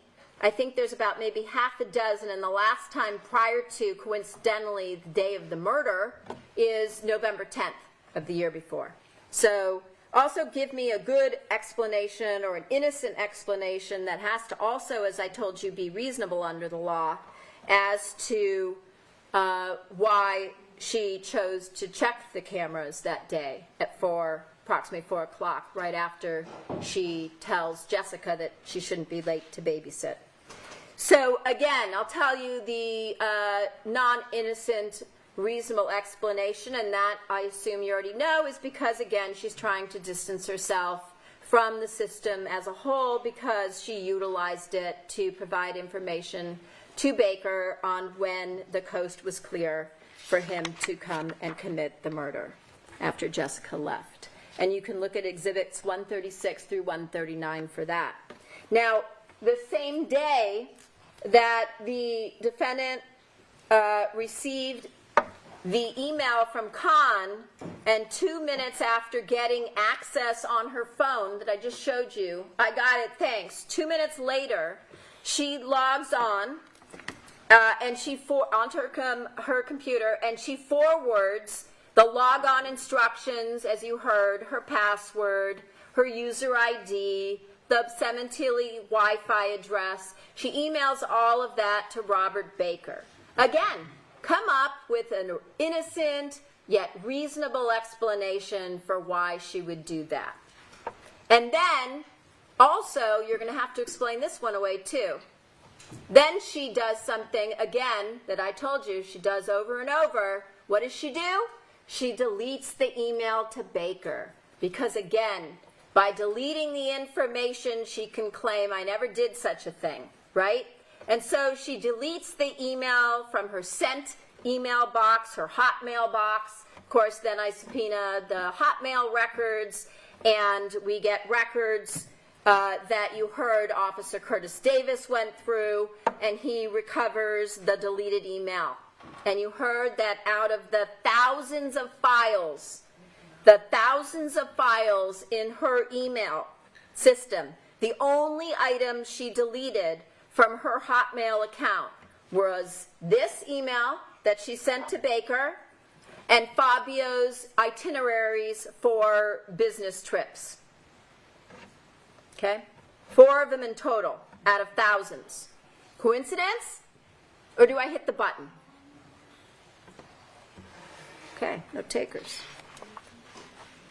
And then, of course, we get Baker on the stand, and he acknowledges that... I'm going to object to no takers implies That was improper. the jury can respond. That was improper. And then, I was being sarcastic, and then Baker acknowledged that he had access to her security cameras from his phone and computers, meaning that he, in fact, was able to download the application from the App Store. There's, as you heard, IDMSS Lite is the app that for your Apple phone. There's also an Android version that Officer Davis talked about. And Baker's explanation, his innocent explanation is, well, that was just so that, you know, we could wave to each other from the cameras, right? So, given the overwhelming evidence of a murder conspiracy in this case between the defendant and Robert Baker and Mr. Austin, again, there is no reasonable explanation for why she sends this to Baker. And remember, this is June 28th of 2016. And then deletes it from her phone. Again, more information, more evidence showing you that she's an active participant in the plan to kill her husband. And here's that information, which you can see in various exhibits. Now, you also heard that on that same date of the install, June 28th of 2016, Baker's Samsung S4 connects to the Sementilli's Wi-Fi, which means he's either at the location or near the location, so that he connects and he inputs the Sementilli Wi-Fi, probably because he's there to ensure that the information she just sent him works, and he's able to connect after that to the Sementilli home Wi-Fi. Now, we know later on that same night as the install, June 28th of 2016, Sam Pulera's in town, and he was in town on business, and he went to the Sementilli home that night to see the defendant and to see Fabio. And Fabio had just come home from an OPI event that day to find the new security system, the new DVR in place, and this is Exhibit 198. And you heard that Fabio was joking around with Sam, and he says to Sam, "I came home to this." We also know that Fabio that day was at an event in, I believe it was Los Angeles, because he posts on his Instagram account photographs of, men aren't going to know what this is, women do. This is OPI nail polish. OPI is a brand that's owned by Wella. And he writes, "My wife and daughters don't know it yet, but Big Daddy is bringing home a few treats from OPI." And it's on his Instagram account, FabStyle67. And so he's photographing while he's at this event that he's bringing home gifts for his wife and his girls. And the defendant is there, and she says to Sam, "Well, you know, Sam, this isn't Woodbridge. You can never be too safe," right? The following month, in July, we know the defendant discussed with Baker that she was going to be in Las Vegas with Fabio, as we already talked about, for the Wella Trendsetters event at the Aria. And we know this is one of the 4 deleted items in her Hotmail account, along with the logon instructions from First Digital.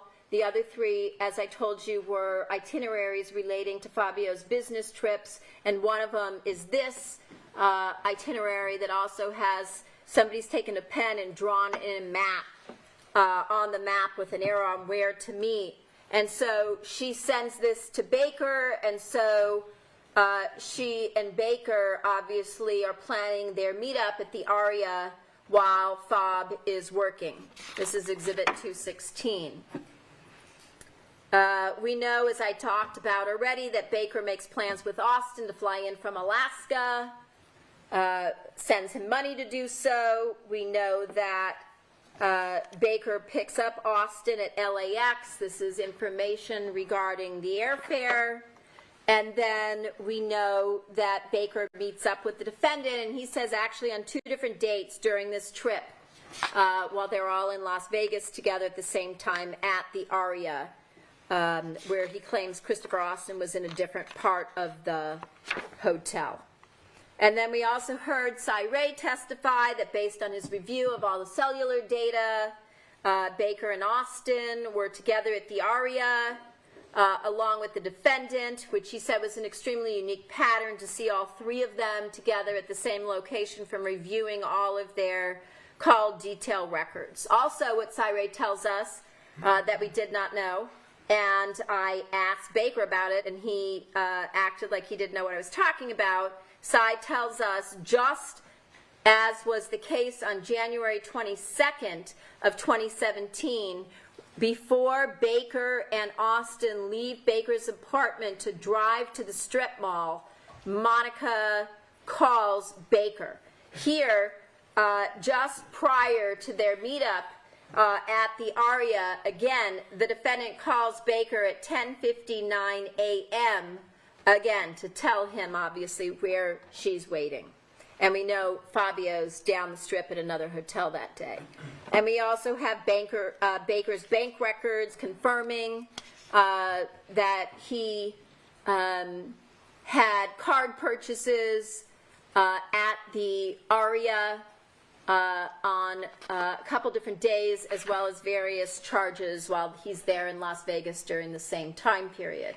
And if all that wasn't enough, we also have photographic evidence knowing that the defendant's there. She's there with her stepsister, Morella. They were very close until the defendant's arrest in this case. And we have Sal Macheri on the stage speaking at the event on the left. And you heard from various individuals such as Sal Macheri, Morella, Melanie Garibay, all talking about how Fabio and all of them were very busy working during the day, and so Monica would have had plenty of free time. And then, of course, we know that on July 26th, the defendant returns to Los Angeles, per Cy Ray, before Fabio does, and Austin testified, and the records show that Baker and Austin go over to the defendant's home that night. The defendant shows him the patio where Fabio spent a lot of time, and we know he watches television there, and he falls asleep while Monica and Baker go into the master bedroom.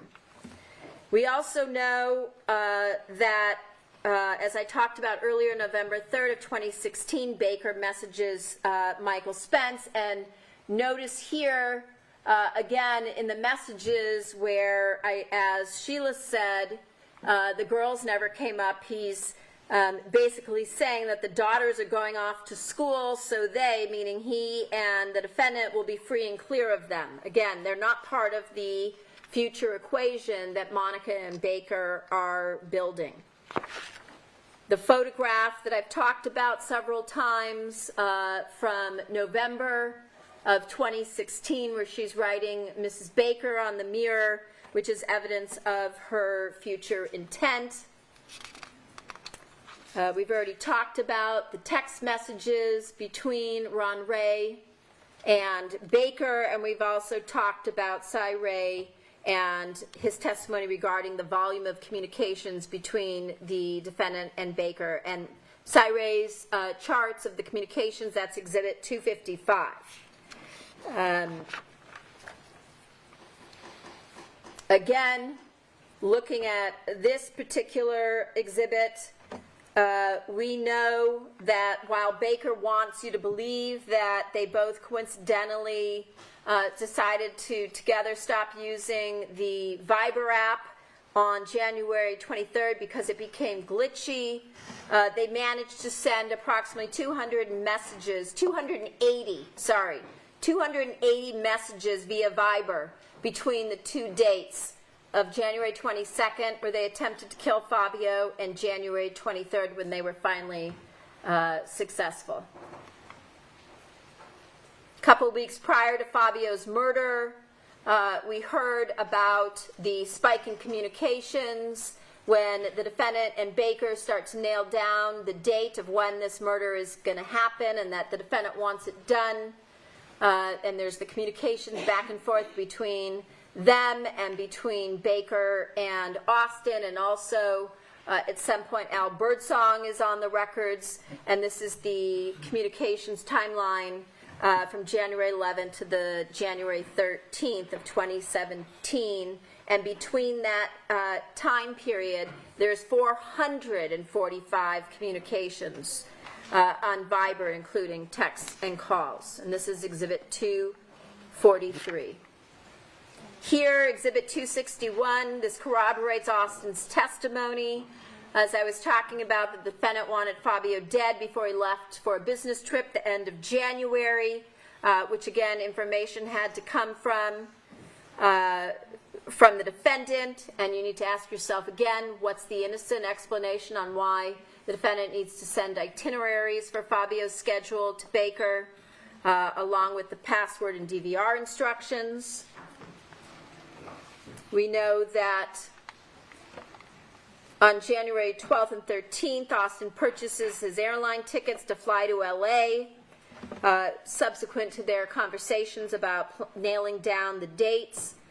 And we know that something very important came up while Austin was still up in Vancouver, Washington, long before any type of negotiations were made with his lawyer, or there was any serious conversation, documentation with respect to anything. While he's still up, the day he's arrested in Vancouver, Washington, he tells his cellmate, he's the first one in this case, Baker's never said it until he said at some point later to the defense investigators he knew that Monica was trying to get the insurance money. But this time, Austin, for the first time again, just like he mentioned January 22nd of 2017, which we never knew about, he tells the undercover officer in his cell on October 2nd that before he flew into Los Angeles for the purpose of killing Fabio, that the entire purpose of the murder was so that Baker's girlfriend could collect on the victim's life insurance policy. And that, Sorry, I need to interrupt you. sorry, can I finish that one sentence? Please. And that he goes on to confirm that later in his proffer in November when he's brought down to Los Angeles in 2024. Thank you, Your Honor. Let's take our lunch recess until 1:30. As always, the admonition applies. Have a good lunch.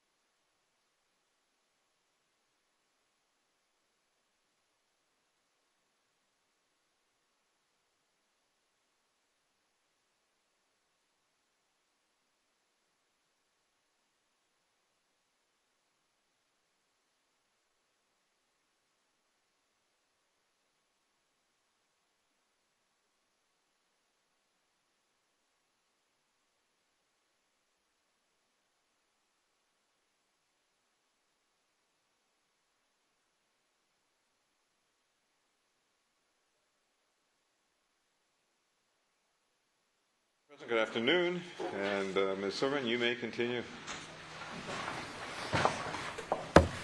Welcome back.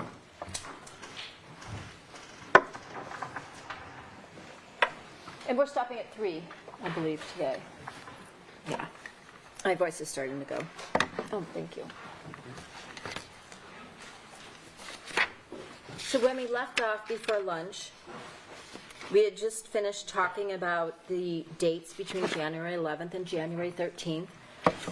Now I want to move on to January 22nd, which I've covered already in some detail. So I'm going to not spend, again, a lot of time going through it again, but you remember these photos.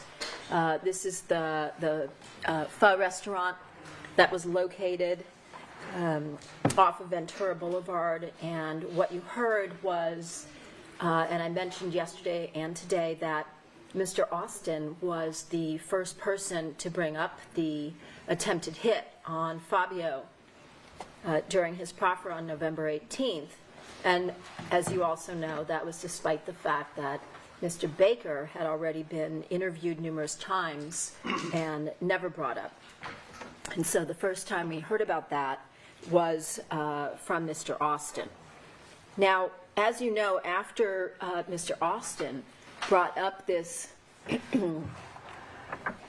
attempted hit on January 22nd and started describing the location, we went back between, you heard there were 2 dates for this proffer, and the 18th and the 20th. And between those 2 dates, we went back, we looked up opened up the defendant's cell extraction, Fabio's cell phone extractions for the January 22nd date, and we saw that the defendant had Googled a pho restaurant or a pho restaurant. And so we looked up the location of that pho restaurant that she had Googled on a computer, and when we did so, it matched the description that we had obtained from Austin during his proffer session on November 18th with respect to the pillars, the UPS store, the nail shop. He described it as a Chinese restaurant. And so it also had the parking lot behind, and that was Exhibit 249. And so when Austin came back, the detectives brought him out from jail a couple days later so we could continue. We presented the photos here to Mr. Austin, who then recognized the location, identified it as the same location that he went to with Baker in order to kill Fabio. And if you look at the photograph on the right, it's a little bit hard to see, but you can see there's some red circle around a location where a car is parked in the lot, and that was his writing, where he identified the location where Fabio Sementilli had parked his Ford F-150 on the night of January 22nd. So then, of course, after that, we pulled additional photos. We were able to see that there was a parking area behind the strip mall, just as Mr. Austin had described. And we called Cyree to have him go back and look at Baker's and the defendant's and Fabio's cell phone data in terms of the cell data, the CDRs, call detail records that you've learned so much about, and the cell tower information for those particular devices. And then you heard the results when Cyree flew in to testify regarding his analysis of the times and the sequences, which corroborated what Austin told us and connected the defendant to the attempted murder to kill Fabio. Now, as you also heard and I mentioned, there were approximately 180 Viber messages between the defendant and Baker on January 22nd, and there's a timeline exhibit of that. That's Exhibit 159. What Cyree testified to was that the defendant, who was in the area of his apartment at about 3 p.m., gets a call from the defendant. She calls him, just like we talked about what precipitated the meet in Vegas. They speak for a little bit over 2 minutes, and then he leaves his apartment with Austin and drives to the strip mall.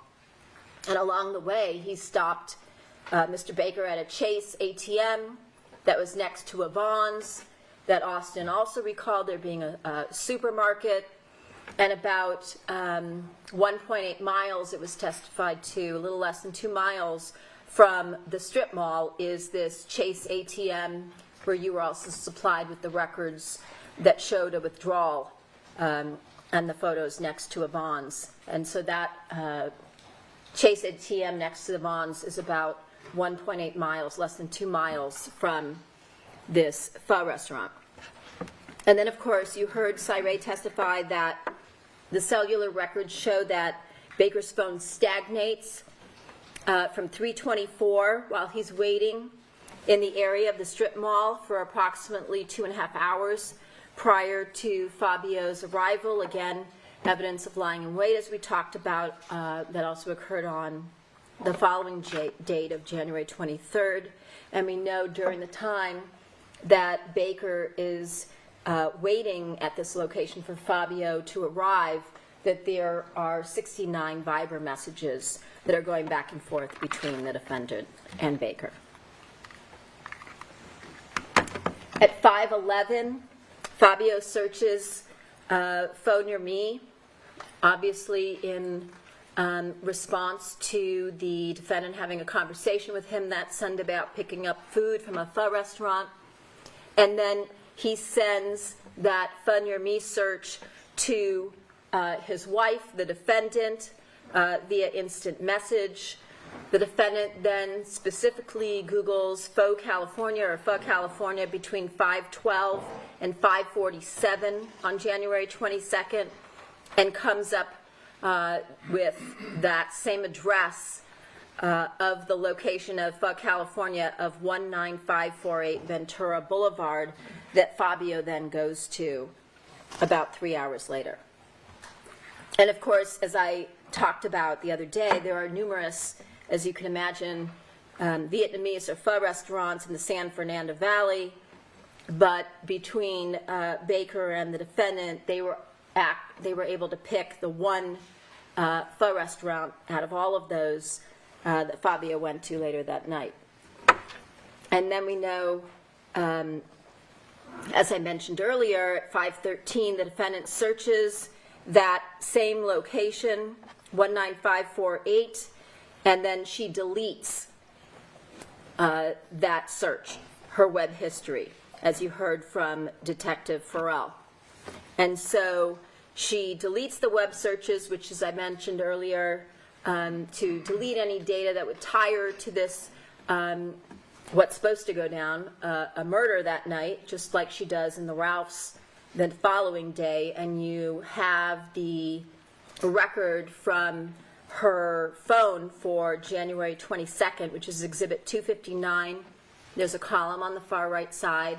At the top it says deleted, and then in red you'll see it says yes for all of the things that she did on her phone on January 22nd relating to the Google searches, the address, and the Pho California location. So she deletes all of that in anticipation of the fact that he's going to be murdered that night and that there will be a subsequent investigation. She also deletes all the messages between herself and her husband relating to Pho near me and Pho California, as well as the message that she sends to her daughter asking her if she wants fried rice. So again, destruction of evidence, and what would be the reason for destroying that evidence, unless, of course, she believed that night that Fabio was going to be murdered, and she is deleting any evidence associated with that in order to distance herself from that crime. Now, what you see here, if you recall, was a mapping that was done by Cyree with respect to the cellular data. What you see here in green that's highlighted, that's Fabio's location. And what you see here in red that's been highlighted is Baker's location. So you can see they lap over and wind up in the same location, which is the 19548 Ventura Boulevard address where the California is. And Fabio gets to that location at 6 p.m. We know from the cell phone data that Baker is still in the area now. And after that, you heard that Austin saw Fabio picking up food from that California restaurant, which he then described to us as a Chinese restaurant. And that's Exhibit 249.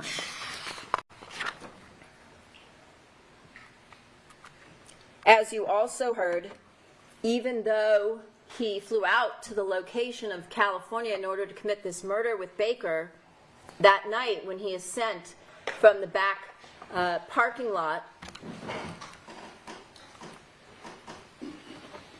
behind the shopping center, and he goes through this alleyway that you can see where the L shape and then the perpendicular building are separated. There's a walkway there, and when he goes through and he sees Fabio, he gets cold feet. He realizes he can't go through with it, and he goes back to Baker, who's still waiting in that back parking lot, and tells Baker that he's unable to carry out the crime.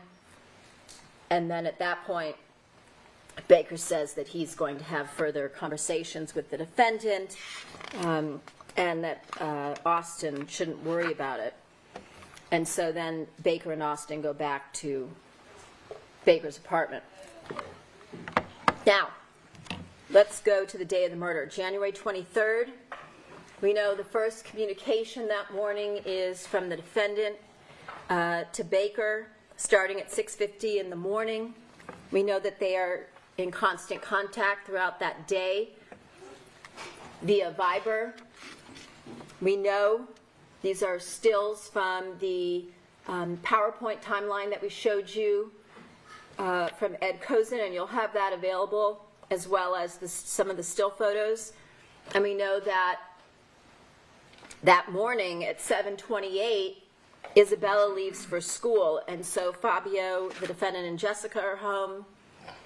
We know around 8 o'clock, Delia Rivera comes to clean the house, and the defendant and Baker continue to contact each other throughout the morning through Viber, text messages, as well as phone calls.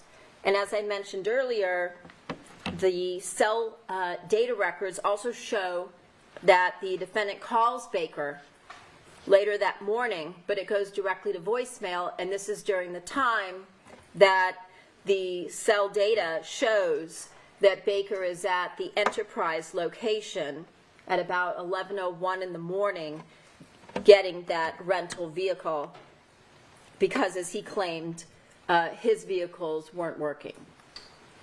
And so he gets a one-day rental car through his friend Paula, the Nissan Versa, the silver vehicle you see here. And then we know at 11:42 that morning, the defendant and Jessica go to LA Fitness, where you can see at 11:49, the defendant enters as Jessica parks, and 10 minutes later, Baker comes in, again wearing that black sweatsuit that we talked about during the trial with the white stripes down the side. Fabio texts his wife saying that he just got home, and we saw his car leaving and returning that day, trying to get the power washer still fixed. And then, of course, we saw on video on the left, Baker is leaving. So he comes in at 11:59, and at 12:43, less than an hour, he's leaving the location, and just 13 seconds later, we see the defendant followed by her daughter leaving the LA Fitness location. And of course, we don't see anything unusual with respect to Baker with regard to any kind of an injury he's nursing. We don't see the defendant carrying anything in her hand that would potentially drip blood through the house. And of course, as I talked about earlier, Jessica testified there weren't any injuries that took place at the gym that day. She doesn't remember her mom bringing home any items that were bloody, such as a bloody towel. And then the defendant messages back to Fabio saying, we're on our way home. So at 1 o'clock, the defendant and Jessica return to the residence, and now they are back with Fabio and Delia, who's still there. And once again, the defendant is still communicating with Baker while she's at home. We know that between 1:20 that afternoon and 2:43, there are 30 Viber messages between them where they are putting into place their plan to kill Fabio that day. And again, in order to ensure that there will be a sufficient time for this murder to take place, the defendant texts Isabella telling her to contact her after the interview when she's heading home so that she can keep track of her whereabouts, which is critical.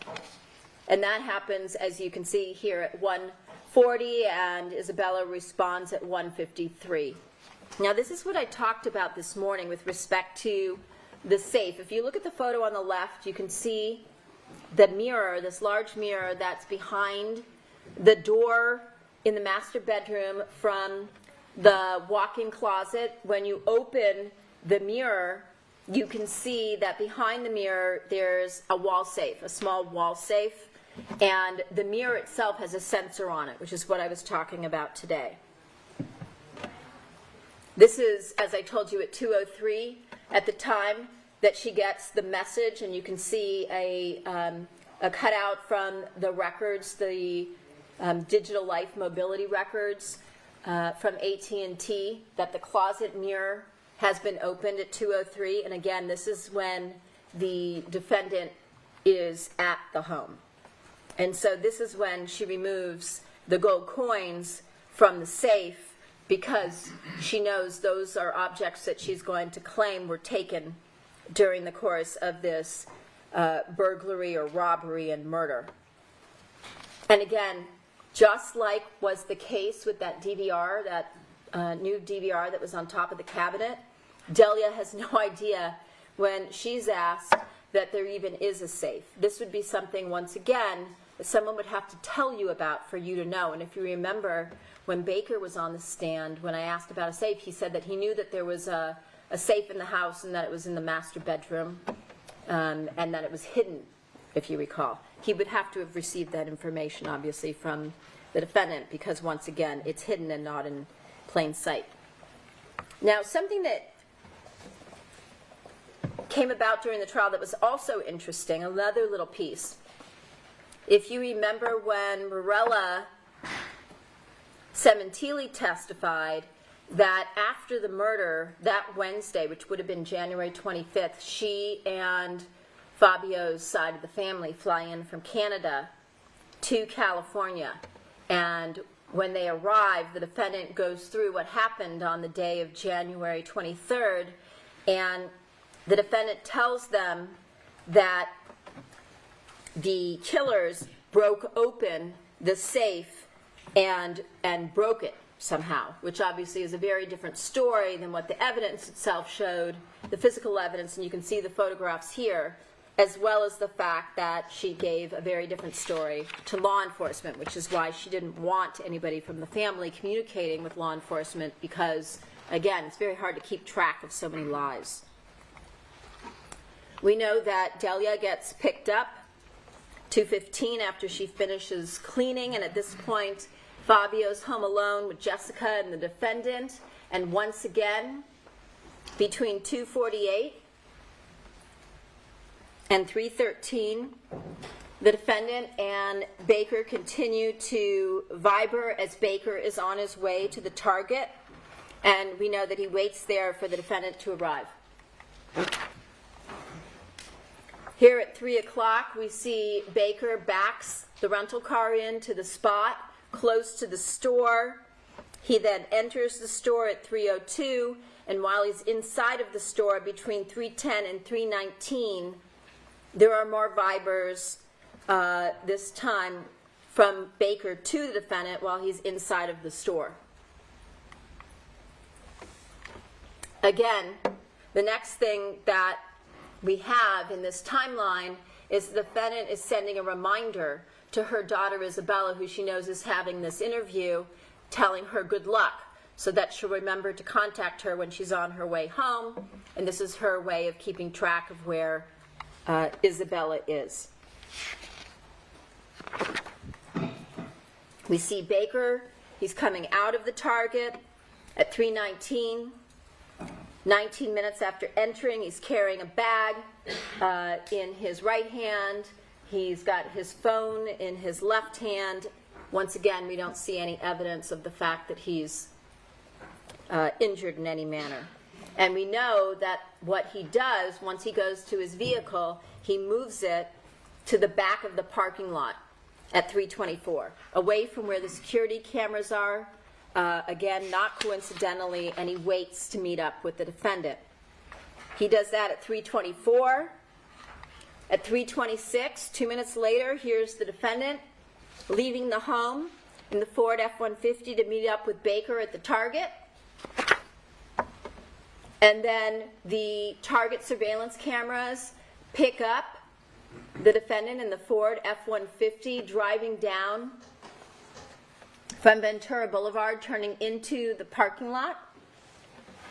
And then you can see in the purple circle the shadow of a figure. The defendant pulls up to that location there on the corner, which was a Payless store, and you can see a figure come around the front of the car, appears to come to the right front passenger side, and then when the defendant drives from that location where she's stopped in the Ford F-150, that figure is no longer there, as Detective Gable described. So then at 3:56, the defendant then reparks the vehicle.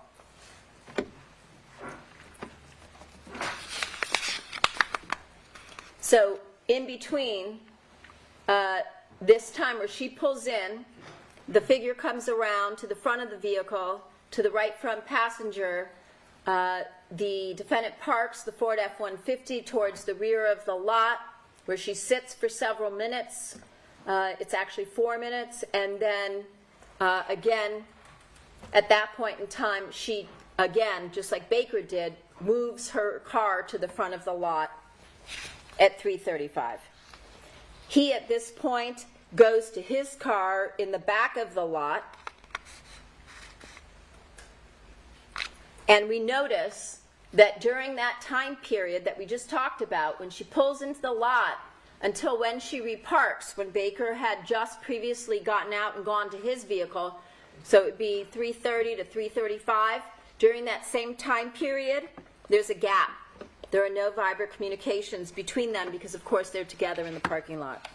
And this is the point in time where the defendant likely hands off the gold coins to Robert Baker that she is going to later claim have been stolen during the course of this murder. So again, this is a very well planned out, very premeditated, very deliberate murder conspiracy that you see here. You can see here at the back, the defendant's vehicle is circled in red where she reparks towards the front of the lot before entering the Target. The green at the back is Baker's vehicle where he is exiting the lot at 3:36. He's on his way to go pick up Austin and commit the murder. And the next Viber communication is from Baker as he leaves the Target lot. He messages the defendant. At that point in time, at 3:37, the defendant, before she enters Target, she messages, she actually calls Jessica at 3:37, but Jessica doesn't answer.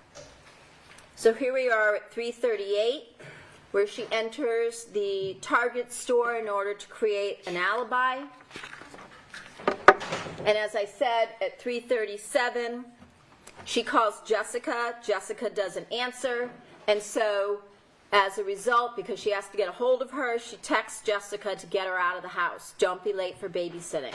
That's at 3:40, 2 minutes after, to ensure that Jessica leaves because she knows Baker is soon going to be on his way over to the location.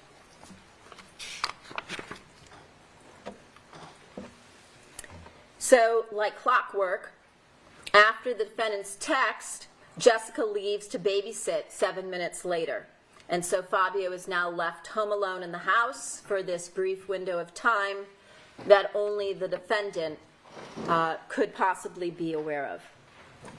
This is that window of time that I talked to you about between 3:47 and 4:54.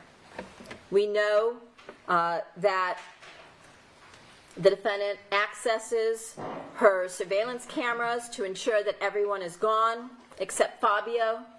At 3:53, I said it was right before 4. She logs into the IDMS Lite app to view the surveillance cameras, which was also, as you heard, unusual because the last time she did so was November 10th of 2016. So just, you'd have to believe coincidentally and out of the blue, just before Fabio is killed, she does that. Or it's completely premeditated because she's ensuring that Jessica now has left. And as you've seen before, at 4:18, Baker and Austin are caught on the surveillance video from the neighborhood where they live, jogging up to the corner of Queen Victoria toward the Sementilli residence as planned by the defendant and Baker. So, also remember, there's been some testimony in this case that when Fabio's family, as I said, flew in that Wednesday on the 25th, a neighbor brings over a copy of the neighborhood surveillance video, and the family watched it while the defendant was gone. She was out doing something, and when she came back and realized that they had watched the video without her, she was angry because she wanted to be the one that watched it first. And then she proceeds to question the family as to what they were able to see on the video, whether they could see any faces, whether they could make out skin color and things of that nature. And of course, the other thing that was brought up, which is that the defendant had been engaged in a sexual affair with Robert Baker at this point for a year, but she never bothers to tell anybody that she recognizes Baker. Now, of course, obviously his face and everything is covered, but there's nothing about the way that he moved or his shape or anything that she would trigger in her brain, she claims, that would cause her to recognize Robert Baker. Then, Isabella, as instructed, contacts her mother.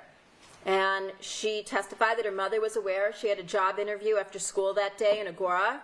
And her mother told her to call on her way home, which she did at 4:22 after the interview. And Isabella testified, just as she told law enforcement during her interview, that she was on her way home. But her mother called her back. This call at 4:22 goes to voicemail. The defendant misses the call. 2 minutes later at 4:24, the defendant calls her back and tells her that she should stop on her way home to pick up her glasses from the eye doctor. And since she's only 16, the defendant, who's out running errands, instead of picking them up herself, says she'll call the eye doctor. And she'll give permission, since Jessica is underage, so that Jessica can pick the glasses up herself. And therefore, she delays Jessica by several minutes.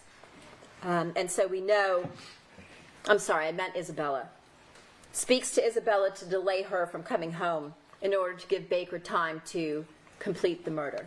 So here the defendant is at 4:32.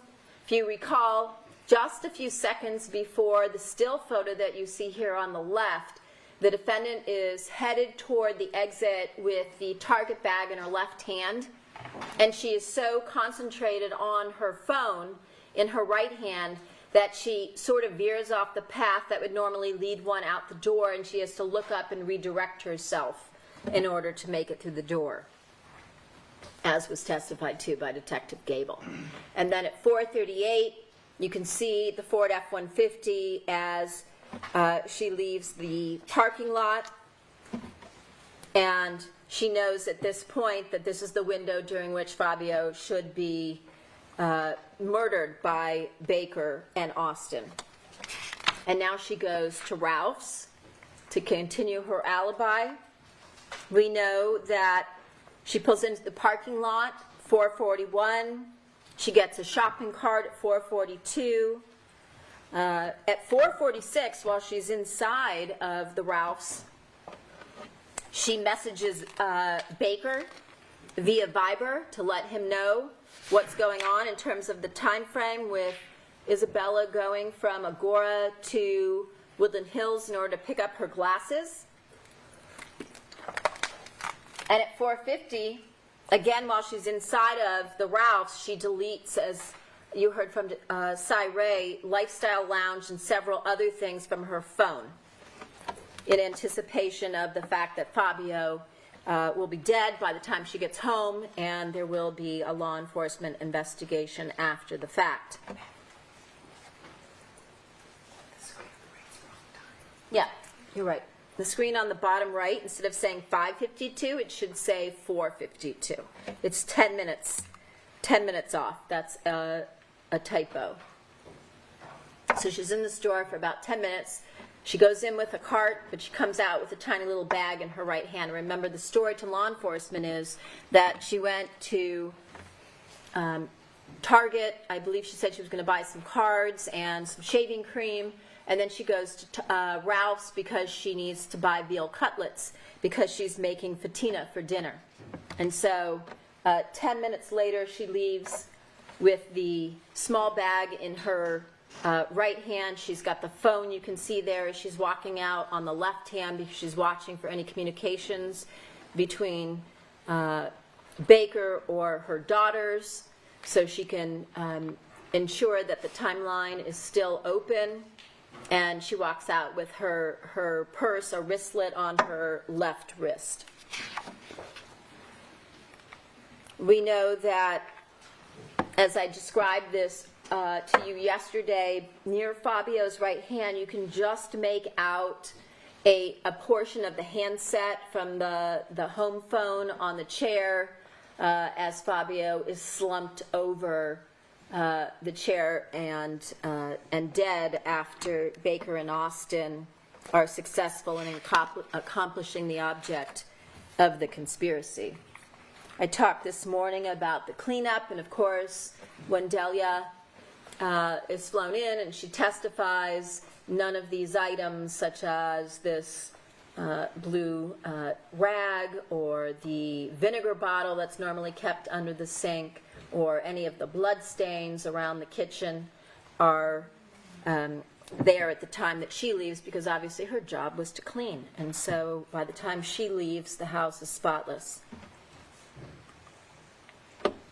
Here you can see the circuit breaker box, which I told you when you go out from the kitchen door to the left, right next to that cabinet is the breaker box with several of the levers. I think Detective Vernon said there were 7 that were flipped off.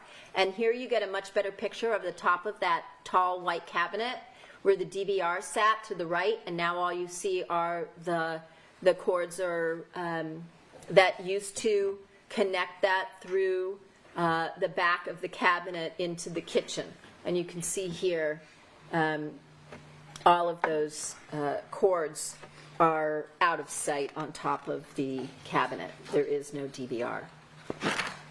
We know that at 4:53, Baker, who's wearing the green sweatshirt, as you can see from the inset photograph on the top left, is wearing that Sean John sweatshirt. He's the driver. We know this because, of course, Baker leaves his own blood in driver's compartment, right?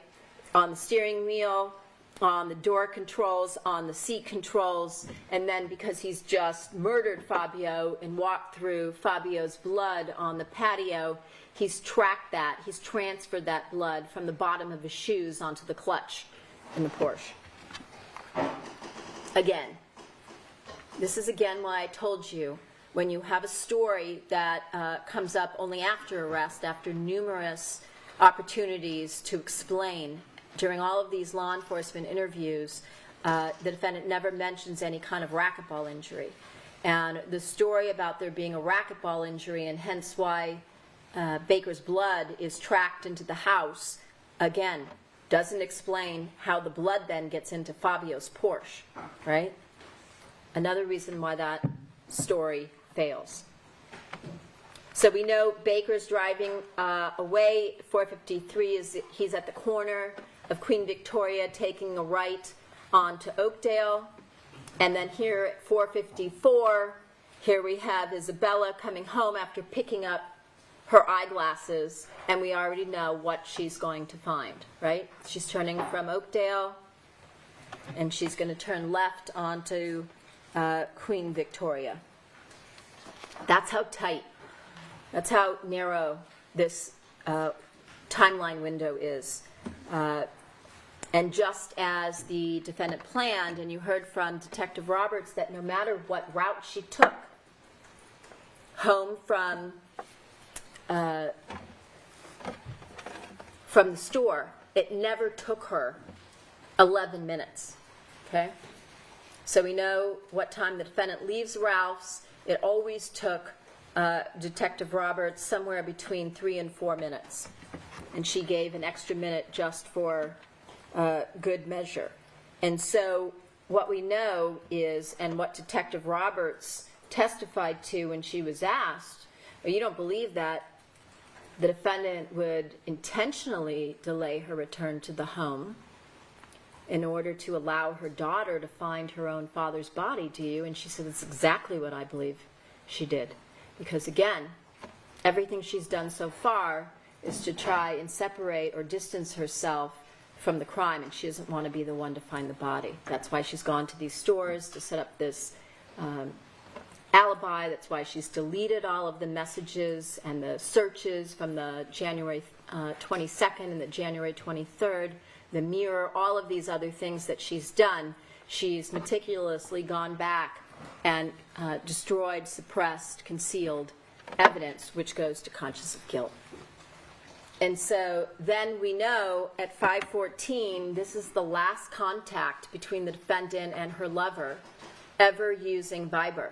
At 5:14, he contacts the defendant via Viber, and after that, they both delete the application, the encrypted application, and the accompanying data. And as you heard, when you use the various software tools that allow you to extract information from a cell phone, as the software becomes more and more advanced, we are able to pick up, sometimes if we're lucky, more and more of the remnants or the artifacts of data that's been deleted. And so as a result, what you heard, even from the defendant's own expert, that he would always recommend that you re-extract or redump devices, because you never know what you're going to find. And as you heard, over the course of the several years that Detective Roberts handled this case,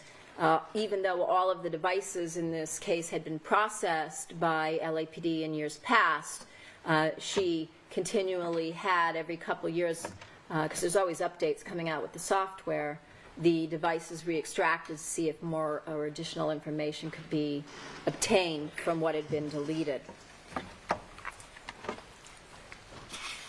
So one more thing I did want to mention.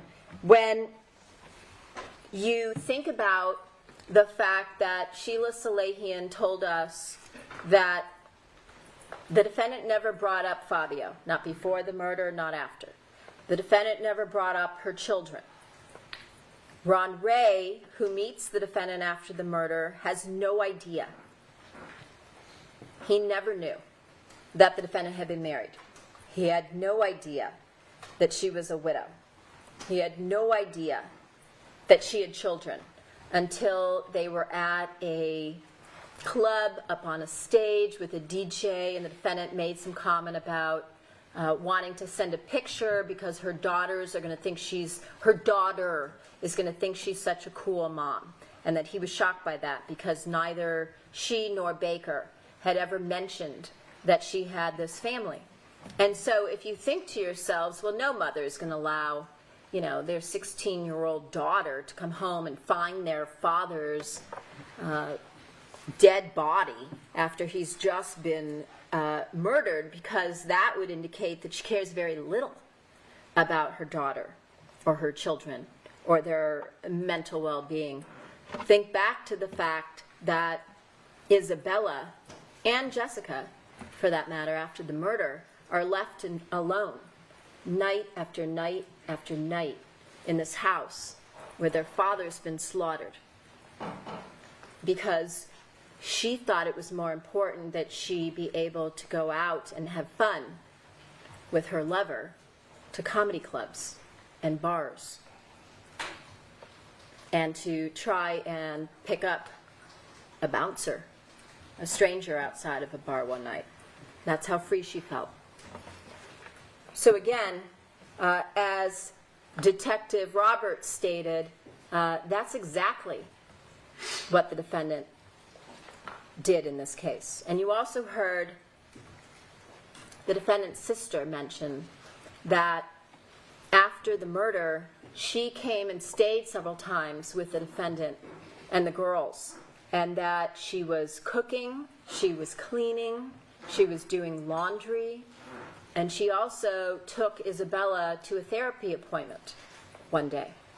And remember, when Isabella got on the stand and we asked her about the therapy appointment, she indicated her mother went with her once. And also you saw a series of text messages, and we're going to show some of them today, not all of them again, but at some point she tells her mother, I'm going to make that therapy appointment tomorrow. So this is a young girl who will likely never be able to erase from her mind what you all saw in photographs, which is much different. I know it's hard to look at them, those photos, because they're so graphic. But think of her seeing it in person, not through a photograph. She's this young girl. She finds her father dead. Her mother doesn't come home for several more minutes. She's there alone. She doesn't know what she's looking at. You heard the 911 call. She's in a panic. She's trying to get him help. She doesn't realize he's dead. She doesn't realize he's been stabbed to death. Again, she's not able to process what it is that she's seeing.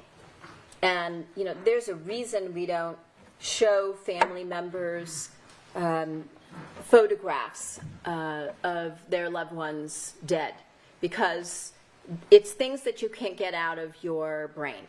And unfortunately, that will be the same for you. And over time, perhaps they fade when you go on about your lives, but they're all... Maybe approach. Yes.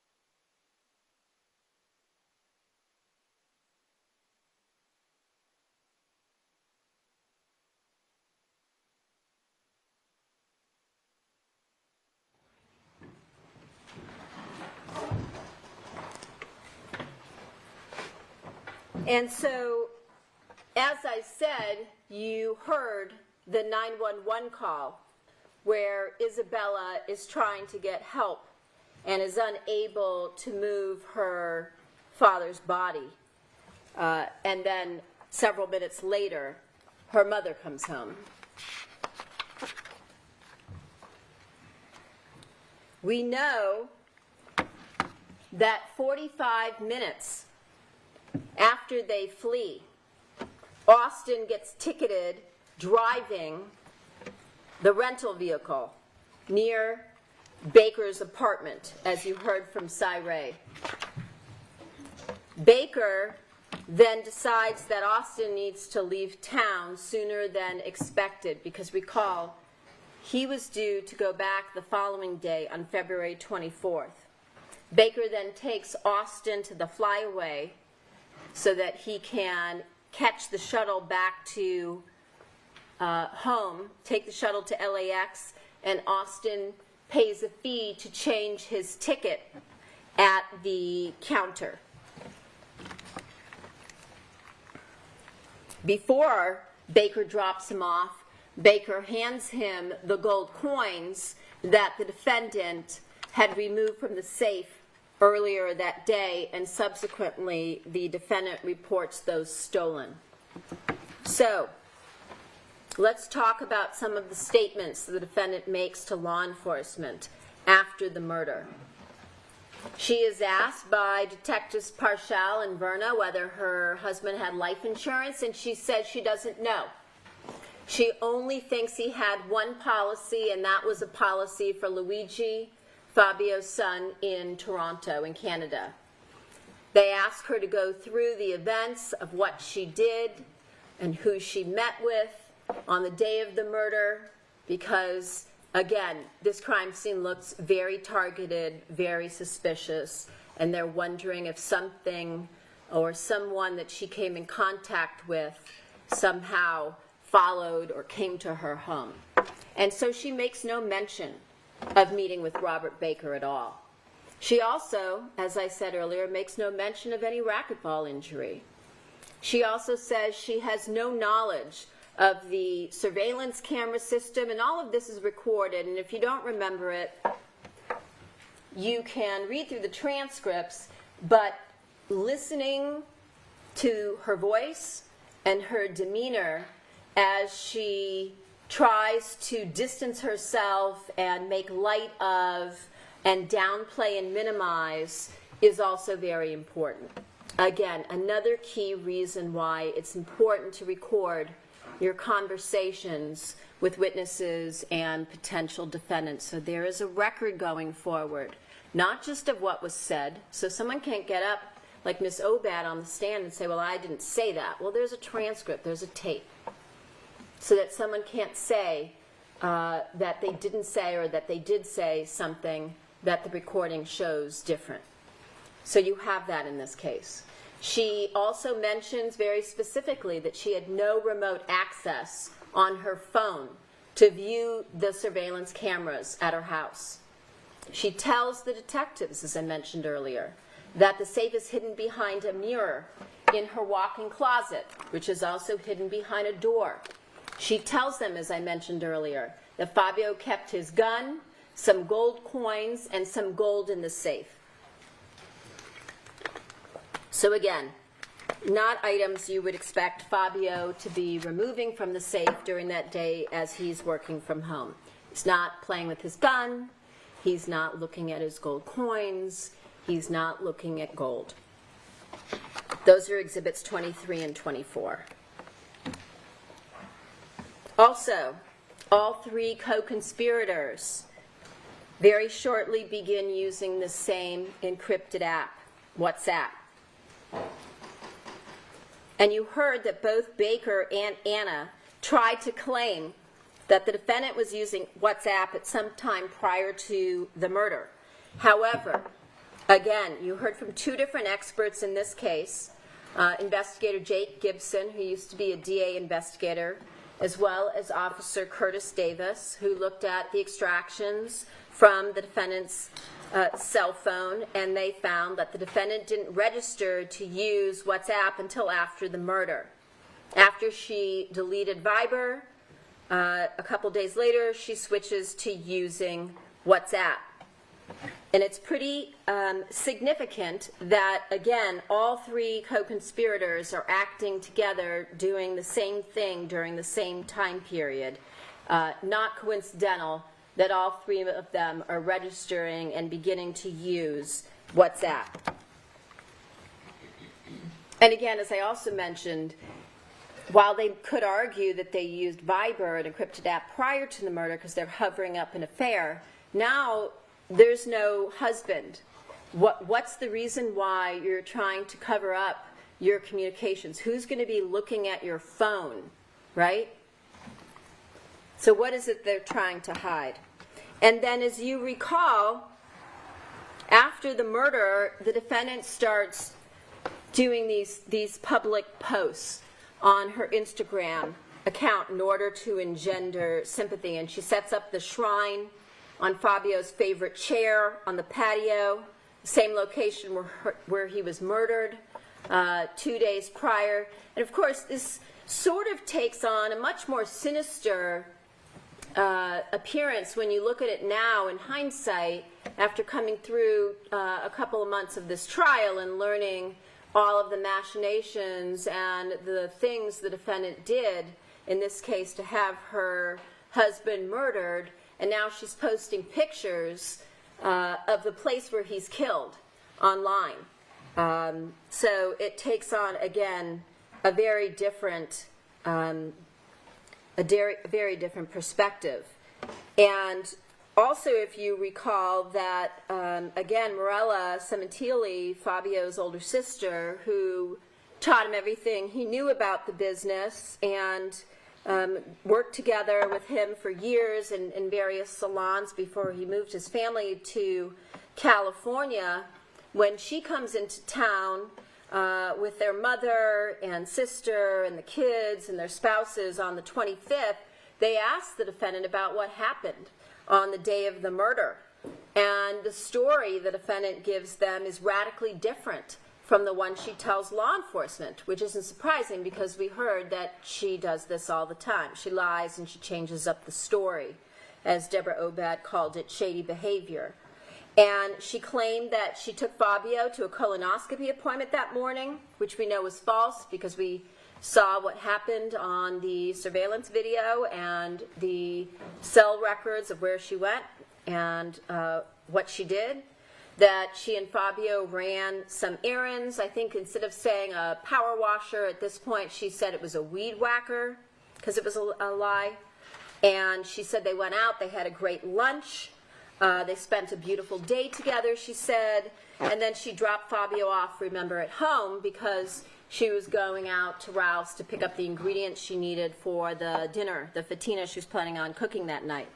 And this is when, of course, she also tells them that the safe had been broken open by the robbers and the lock was broken. And I talked to you earlier about the alert that came at 2:03 and the mobility records and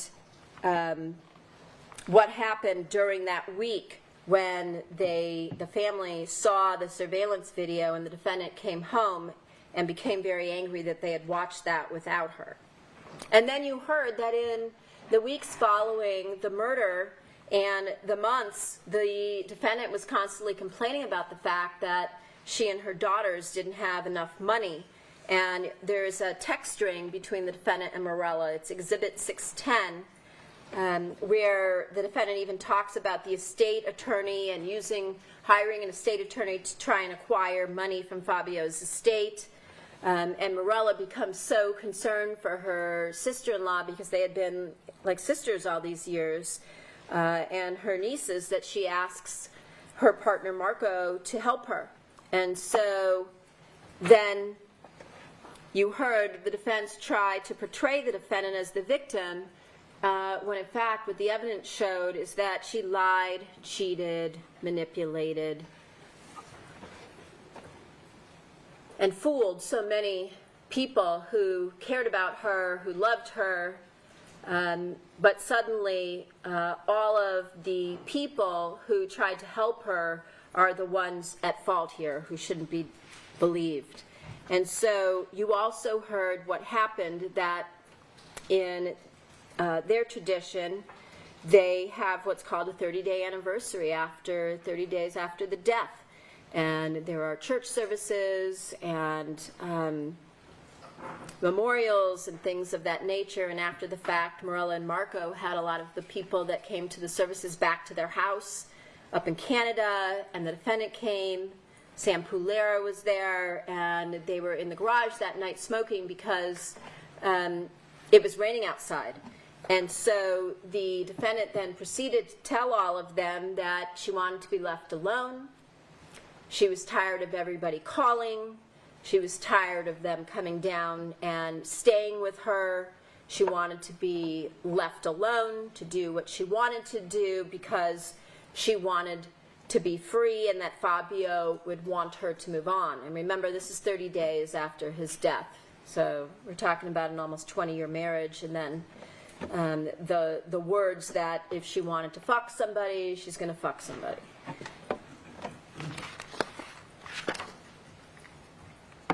Now,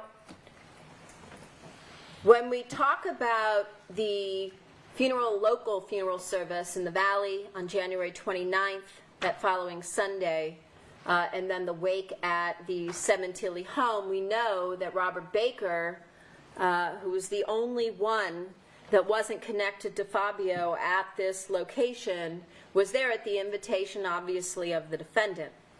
Because remember, this is a memorial for the people that want to get together and grieve and celebrate his life and share stories about him and memories. So ask yourselves, if she wasn't involved in a murder conspiracy, who invites their lover to their husband's wake? And that assumes facts on that. It's overruled. It's an inference that counsel can make an argument. And this is the one piece of evidence on top of all of the others that I've talked to you about over the last couple days that shows how arrogant these two individuals are, because obviously they didn't think they were going to get caught. And he stood out because he was the one person there, as you heard, that didn't belong. And so the people from Wella, family members, were wondering, who is this character who sticks out? And we also know that earlier that day, while the family and friends are at the funeral service in the Valley on January 29th, that Sunday, Baker, recall, on that same day, drives up to Victorville, because you have those records from the burner phones that he purchased, recall? And I think they were under the name Daniel something or other. We're going to see it in a sec. And he purchases some burner phones, and remember, he has to get her the burner phone before she leaves, because she's leaving for Canada 2 days later on January 31st, because Wella is repatriating Fabio's body. They're sending his body back to his home country for what they thought at that time was going to be a burial. And so he needs to get her the burner phone so that they can continue communicating. And so he obviously did so that night. Another thing that I wanted to point out, I also mentioned a few moments ago that the posting of Fabio's favorite chair in the shrine that the defendant set up with the cigar that, if you recall, Dave Diaz said he had just brought over to Fabio a couple days before, and some of Fabio's favorite things, and took on a sinister quality when you look at it in hindsight. But also notice where the defendant and Robert Baker are sitting around this fire pit, the same area where Fabio was found slaughtered the week prior by Baker with the assistance of the defendant. And there were numerous people who said they felt very uncomfortable when they went over to the Sementilli home to pay condolence calls during that week, because the defendant was going out to that location and showing people this is where he was killed, and everybody felt very uncomfortable because what they knew had happened there. So here are those T-Mobile records. Daniel Jones you can see from T-Mobile with the same address, that's a fake address for these burner phones. And then, of course, when the defendant goes to Canada, we know she takes the ZTE burner phone with her because, of course, it says on January 31st, welcome to Canada.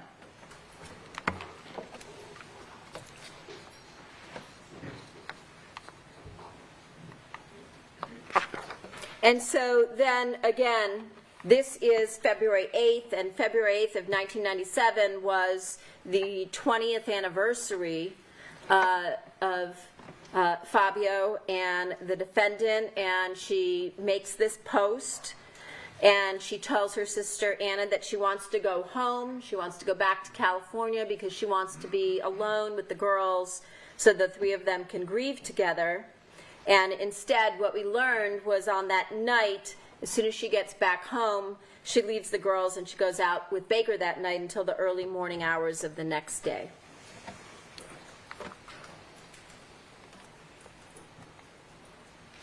And as I talked about earlier, where I told you that the defendant has a history of using people to do her dirty work, we know that Anna comes into town after the funeral services in Toronto to stay with the defendant, but she leaves town on February 19th.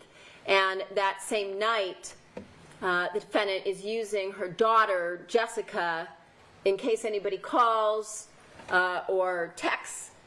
Don't say you even have a friend over.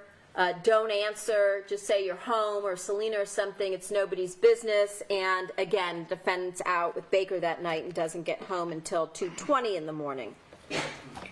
Now, Anna also told you that she was aware that during this time period, State Farm paid money to replace that DVR system, and as she said, to do stuff around the house, which Anna told you she thought was excessive.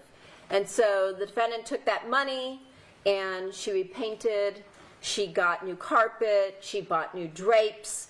But again, you'd think that a mother who cared an ounce about having security and making sure her kids are safe at the location where her husband's been murdered, when she's going to be leaving them alone, the first priority would be to replace the security system or buy some kind of a more significant security system, but she never does that. And again, on February 19th, she's asking her daughter to lie for her, and we know that she's out with Baker until the early morning hours of the following day on the 20th.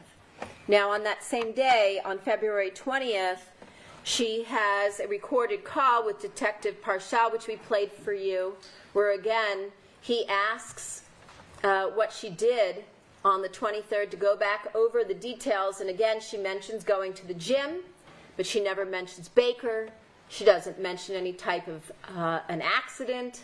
And she again mentions going shopping, but fails again to mention that she met up with Baker at the Target. This is Exhibits 39 and 40, the recording and the transcript. And then we heard that on February 21st, Detectives Parshall and Verna come to the Queen Victoria home in order to sit down and have a more lengthy interview with the defendant since the night of the murder. And you heard the recording of that particular interview. And this is the same day, February 21st, but at the beginning, you heard the defendant mention that she had family in at that time that was staying with her. We know that's the same day that Jessica is interviewed. Ernie Valorano, Fabio's friend, is there that day. He's interviewed. And again, the defendant lies to them. She tells them she didn't have remote access to the home surveillance cameras. In fact, she goes further, doubles down now, says she doesn't have any contact information for the installation company. Remember that whole email chain with Sean Conn?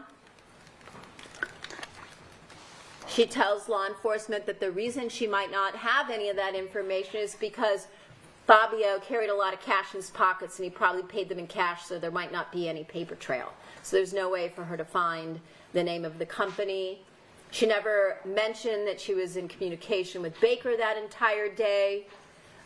She never mentioned again seeing Baker twice that day. And then she comes up with this news story that she tries to float, that maybe when they ask her, has anybody had any accidents? Is there any reason why there should be blood in your house? Because remember, this is February 21st. And what you learned was that on the 14th of February, detectives receive the preliminary results from the crime scene in the Porsche with blood samples that match up to Baker. And so they ask, is there any reason why anybody else's blood should be in this house? And she says, they don't tell her about the DNA results, but she says, well, Fabio might have cut himself trying to fix a power washer. And once again, doesn't mention any racquetball injury, which obviously would have been relevant to this particular area of conversation. She mentions that gold coins are missing, which we know had been kept in the safe. And she downplays her relationship with Baker to the extent that she even pretends not to know his last name. Remember, she says, Robert, he's the racquetball coach. I think his name might be Baker. And she also tells the detectives that Baker had never been home, to the home prior to the murder.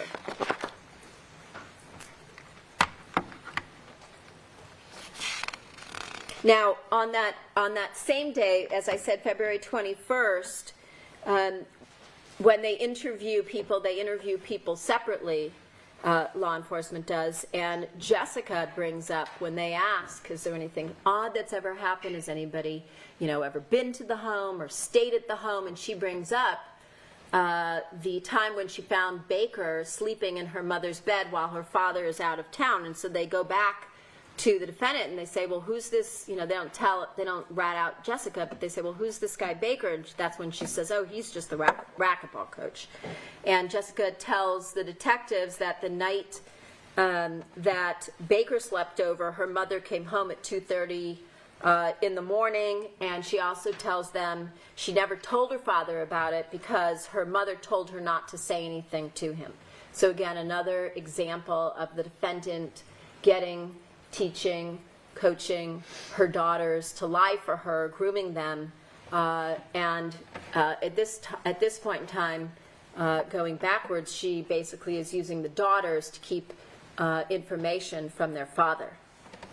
And this is also when, if you recall, Ernie Valorano's testimony, when he came in to testify at trial and talked about this, that he said that when the detective spoke to him that day and they asked him if he had any information, if either Fabio or the defendant maybe ever had an affair, he was offended by it. And he was appalled that law enforcement would even be asking him these questions about his close friends. And then he relates to them the story about how the year prior, he and Fabio traveled to Thailand for a golf trip, and that they would have dinner every night after they golfed, and then Fabio would rush back to his room because he wanted to FaceTime, and accounting for the time difference, he wanted to be able to reach his wife and his girls, like you saw in the OPI post,